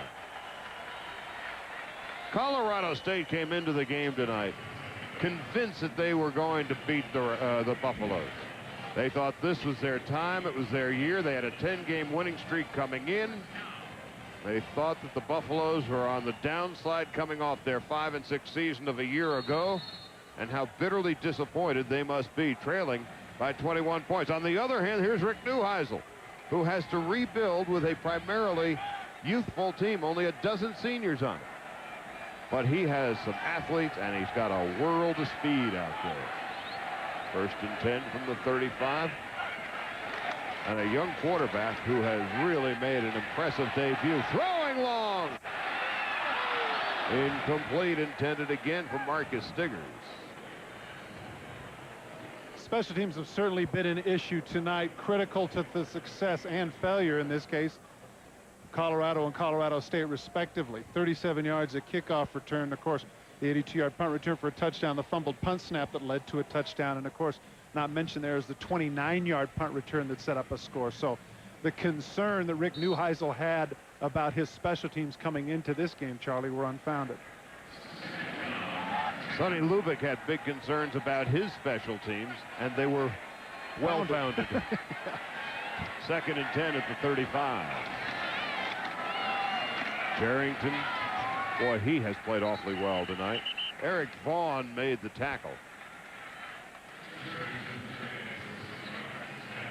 Well, if you're Barnes and you're watching Charrington, you want your foot to get well in a hurry. Rick Neuheisel, last year's golden child, came into this game very much on the hot seat. That hot seat has cooled off considerably. Well, once again, Colorado, particularly with Machete and some of the players they had, they were an unknown quantity. Who knew how they're going to respond to the pressure, but they have certainly risen to the occasion. Toller and Cheverini are split down to the near side. Cheverini, who limped off a little earlier, seems to be okay. And 3rd and 5. And Machete doing a fine job of clock management. And a pass to Stiggers. Get it? Yes, he does. What a catch. And what a touch pass. A pickup of 24 yards. Jason Kraft with him stride for stride, but he had his back to the quarterback, and that's always an advantage for the receiver. He sees it. Take a look at the touch, and he has to, this comes over the top of his head, and that's a difficult catch. Kraft is right there, and he misses it by inches. But gives Stiggers credit for keeping his feet in bounds, and once again a nice touch by Machete. Stiggers with 4 catches tonight, 100 yards. A 5'7", 180-pound junior from Dallas, Texas. 1st and 10 at the 35-yard line. This time it's Cortland Johnson. Johnson inside the 25-yard line. Rick Kroll made the tackle.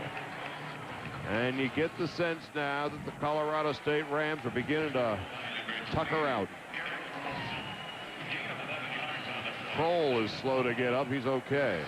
Starting quarterbacks that Colorado has had since 1989. Of course, Darian Hagan led them to a national title in 1990. Cordell Stewart, a.k.a. Slash. Of course, he doesn't want to be called that anymore. Pro Bowl quarterback or soon to be with Pittsburgh. John Hessler, a nice job. And, of course, Coy Detmer now with the Philadelphia Eagles. You know, when we saw that at the top, you thought to yourself, what's that doing with Machete? Well, if this game is any indication, Maybe we'll be listing him in 5 years. 1st and 10 from the 24. Barton.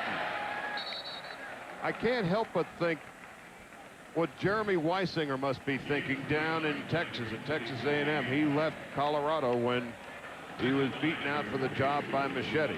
But Machete has certainly lived up to the expectations of Rick Neuheisel. And the plain fact is, Charlie, Colorado State is not overrated. They have an excellent running attack.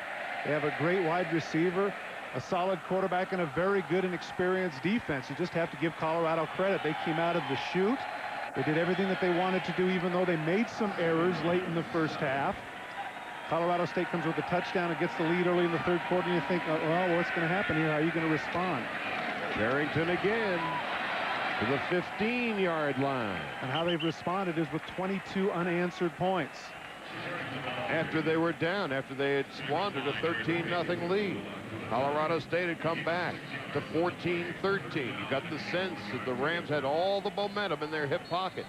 But then 14 unanswered points in the third quarter, 8 more in the fourth quarter by the Buffs, and they now lead it by 21. Well, something that seems to be taken for granted, Carl Durrell, the offensive coordinator under Rick Neuheisel during his tenure over the last 3 years, they've averaged 431 yards and 31 points a game, and that's about where they are right now. So this isn't really that big of a surprise. Carrington on the second effort appears to have enough for the first down. And Carrington, he seems a bit tuckered out now too, doesn't he? Yeah, justifiably so. Tonight, Colorado had 12 players, 8 on offense, 4 on defense, making their first collegiate starts. Last year, they couldn't run, averaging only 135 yards per game on the ground. Tonight, they've got 141 already. They couldn't stop the run, giving up 203 yards per game, and ranked 97th in the country in rushing defense last year. Tonight, they have stymied the Rams on the ground. Carrington again. Inside the 10-yard line. Eric Vaughn made the tackle. That puts Carrington close to 100 yards now. 22 for 99. Oh. Can't get much closer than that. Ah, so close. Colorado State has lost to Colorado in their last 7 meetings. As you take a look at the ground attack, on this drive alone, Colorado has nearly equaled the Rams' game total tonight. And one of the things we talked about at the top of the show was Colorado State only getting 70 yards last year. I was sure that wasn't going to happen again. I think many people were, but that's not the case. Carrington just keeps running. So in the last 3 years in which Colorado has beaten up on Colorado State, the scores were 31-21 last year. In 1996, 48-34. In 1995, 42-14. So in the last 3 years, Sonny Lubbock's team has been beaten by Rick Neuheisel's team by a tune of 121-69, by a 2-1 margin pretty near. And Colorado is doing it again to Colorado State tonight. Cortland Johnson is in. And Machete rolling, throwing. To Spivey inside the 1-yard line. Marcus Spivey, a freshman from Aurora, Colorado. That's his first college football touch. So I would say Colorado's definitely going to be ranked after this game, wouldn't you? And the real question is, how far will Colorado State fall? They came in ranked 16. Well, you were talking about streaks. One that I found interesting is that 143 consecutive weeks ranked. You know, this is 10 straight years. Is the first year in 10 that they hadn't been ranked to begin the season. I think that's going to change in week 2. First and goal inside the 1. And Carrington loses a couple of yards on the play. Colorado, in its schedule over the next 7 weeks, they should have it relatively easy for a while until October 10th. You say those 4 games leading up to Kansas State, certainly winnable games. And Then on the 10th, Kansas State comes calling at Boulder. Good club. That'll be a great game. 2nd and goal at the 3. So the Buffaloes, at least based on their performance tonight, are back. Machete, option, Charrington. Didn't quite make it. Another thought about this Colorado team. Last year there were 22 seniors. This year only a dozen, and only 6 of those 12 are starters.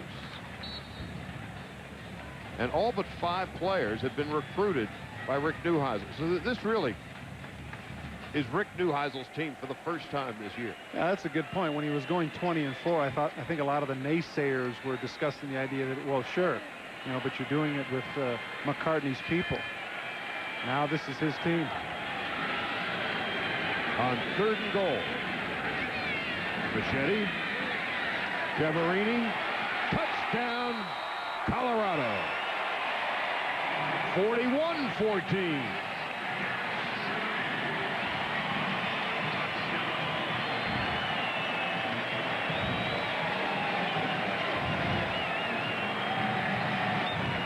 "15 plays, 85 yards, chewing up 8 minutes, and spitting out the Colorado State Rams." Machete with his 3rd touchdown pass and some words of congratulation from head coach Rick Neuheisel. I'm sure he's telling him how well he has done in his debut. Outside of the personal foul penalties by the youthful Colorado Buffaloes, primarily in the first half, Rick Neuheisel could not have scripted this night any better. The Buffaloes now with 29 unanswered points, and time is running out on the Rams. Initiating launch sequence at T-minus 5 seconds and counting.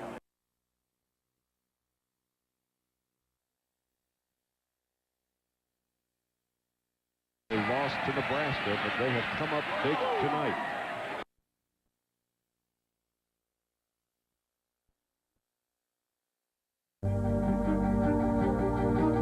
One more human being more human. Achieve New Balance.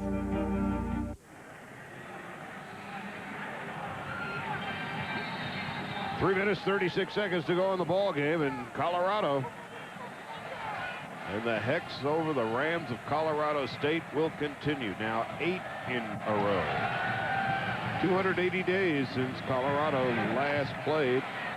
And they lost to Nebraska, but they have come up big tonight. Dwayne Ruff with the kickoff return. ESPN Sunday Night Baseball. ESPN Sunday Night Football, take 2 tomorrow night, 8:15 Eastern Time, with one of the NFL's great rivalries, the Oakland Raiders battling the defending AFC Western Division champion Kansas City Chiefs. And then on Monday Night Football, right here at Mile High Stadium in just 48 hours, John Elway and the Super Bowl champion Broncos take on the AFC Eastern Division champion New England Patriots. New start time, 8 o'clock Eastern. And these stands will be filled. ABC and ESPN, your exclusive home for primetime NFL football. Kevin McDougal with the rush up the middle as the clock continues to run. Darren Chiaverini and his Colorado Buffaloes. And Rick Neuheisel could not be any happier. I read his lips. He's telling Dad, sing Misty. More of a rock and roll kind of lounge singer, apparently. Okay. Sing 25 or 6 to 4. Yeah, right. 2nd and 2 at the 48-yard line. As Mile High Stadium begins to empty out. And now let's go downstairs to Dean Blevins. Dean? Guys, I think it's pretty clear that Rick Neuheisel's new look buffs are a smashing success. His offseason changes have worked. More discipline, back to basics, his reliance on speed. You know, he told us yesterday, looking at games, he says, speed looks to me to be the key thing to what's winning. And he says, if I'm right about our speed, and that's right, we're okay. So look out. I think last year's 5-6 record looks like an aberration, doesn't it? It sure does. A 10-2 and 10-2 mark in each of his first 2 years, and then last year 5 up and 6 down. But it looks like the Buffaloes have regrouped and are back. As the clock continues to run, Esslinger's pass is complete to Pete Rebstock, redshirt freshman out of Inglewood, California. A pickup of 11 yards. Clock stops as they move the chains. And Rebstock, on his first reception, is injured. So now what of the Colorado State Buffaloes? It seemed as if they had all their cards in a row. The stars were in alignment for a terrific year. Sonny Lubick even admitted with a win tonight the possibility of an undefeated season might in fact be down the road. They thought finally this would be the year that the little fellas from Fort Collins would come up and fight the Buffaloes, but was not to be. So they've got to regroup and refocus on the WAC championship. We're going to take a break. 2:18 left in the game. The fighting line here at Three Rivers. At Mile High. Been doing entirely too much baseball this year. Now, that's the Colorado State side. And then it gets really empty. The Rams just kind of, folks have gone home to Fort Collins. Looks a little bit like the 9th inning after McGuire's had his 4th at bat. Yeah, it sure does, doesn't it? Flag on the play with 1 minute and 36 seconds to go. The Ram fans thought this was going to be their night, and it simply was not to be. So you have to give the Buffaloes an awful lot of credit, because they had squandered a 13-0 lead and were trailing, in fact, 14-13. And since then, 29 unanswered points by Colorado. Offsides, defense, penalty is declined, first down.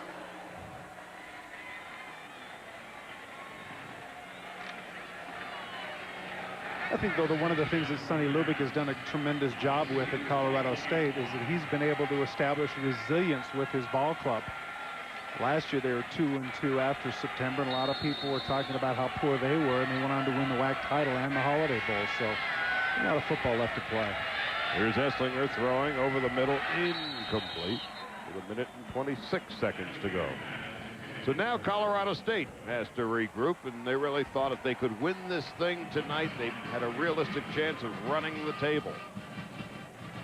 As you take a look at the balance of the schedule for September, they play at Air Force in 2 weeks, and we'll have that game for you. And then they get into the real heart of the WAC schedule in October. 1 minute and 26 seconds in.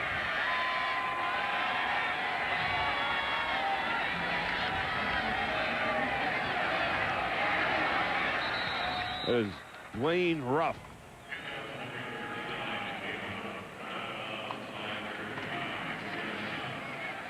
So the Visa players of the game tonight, quarterback Mike Machete, and what a coming out party he had, and Ryan Esslinger for Colorado State. So 2 quarterbacks, Esslinger making his 2nd career start, 5th-year senior. Mike Chetty, the junior college transfer. 3 touchdowns. What a big opening night it was for him. 1 minute and 20 seconds to go in the game. One run. Pass is incomplete. Intended for Dallas Davis. They're going to get Ben Kelly for shoving him out of bounds after the ball was in the air. So Ben Kelly, who has shown to be an ideal cover man, also has a short fuse. That's his 2nd or 3rd penalty for him tonight. But this has been a good game for him. Going up against a quality receiver like Hall has to give him a lot of confidence. Machete, Chemarini. Baseball tonight coming up on deck. Messrs. McGuire and Sosa were up to their old tricks again today. Number 60 for McGuire. How about Pat Kelly? Did he get one? I just want to give some other guys some pub. It ain't going to happen the rest of this year, pal. First and goal at the 8 for Colorado State. Attempting to make the score a bit more respectable. Incomplete. Intended for Jose Ochoa. And don't forget, Monday at 2 o'clock Eastern Time, ESPN and ESPN Radio will have... Did it suddenly start raining? No, apparently Mr. Neuheisel has received the Gatorade shower. We're going to say that on Monday, 2 o'clock Eastern, the Cardinals and Cubs, McGuire and Sosa, ESPN Television and ESPN Radio. So if they both break the record, does that minimize it to you? No. They will just go into the record books together. It has been a remarkable season for two good men who are incredible athletes, and a flag flies with 1 minute and 7 seconds to go. Looked like Esslinger may have been hit late. Well, I've heard a lot of people say that, but I have a hard time with that. I'm with you. I think it's just been marvelous. No, those guys, both of them, having had a chance to get to know both of them, are handling it with such incredible dignity. The passer on the defense, penalty is half the distance and to you the know, goal. Automatic first down. Last month, there was a sense that there was pressure on these guys. I don't sense that they have pressure on them anymore. I think they're enjoying the ride because we are all enjoying the ride. Everybody's talking about what they're doing, and everybody's rooting for them. If there was somebody who was rooting against them, perhaps it'd be pressure. You get the sense that they're both going to do it.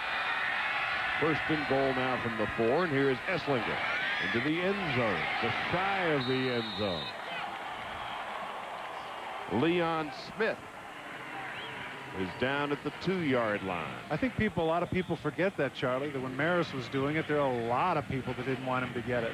Not only people that didn't want him to beat Babe Ruth, but a lot of people wanted Mantle to get it and not him. Well, in '61, nobody wanted to see Babe Ruth's record broken by anybody. Yeah. And if it was going to be broken, at least let it be Mantle, because at least he was a lifelong Yankee. Maris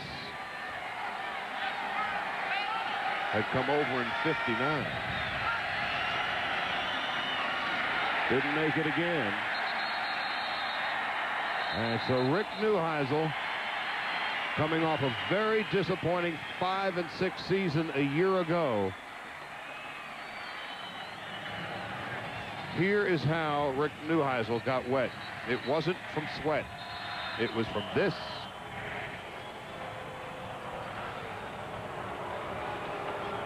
The senior captain, Darren Cheverini,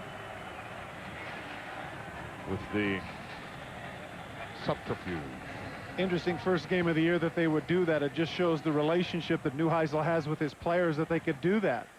I mean, he is really close. We're going to take a break. Time is running out on Colorado State. Davis was the intended receiver.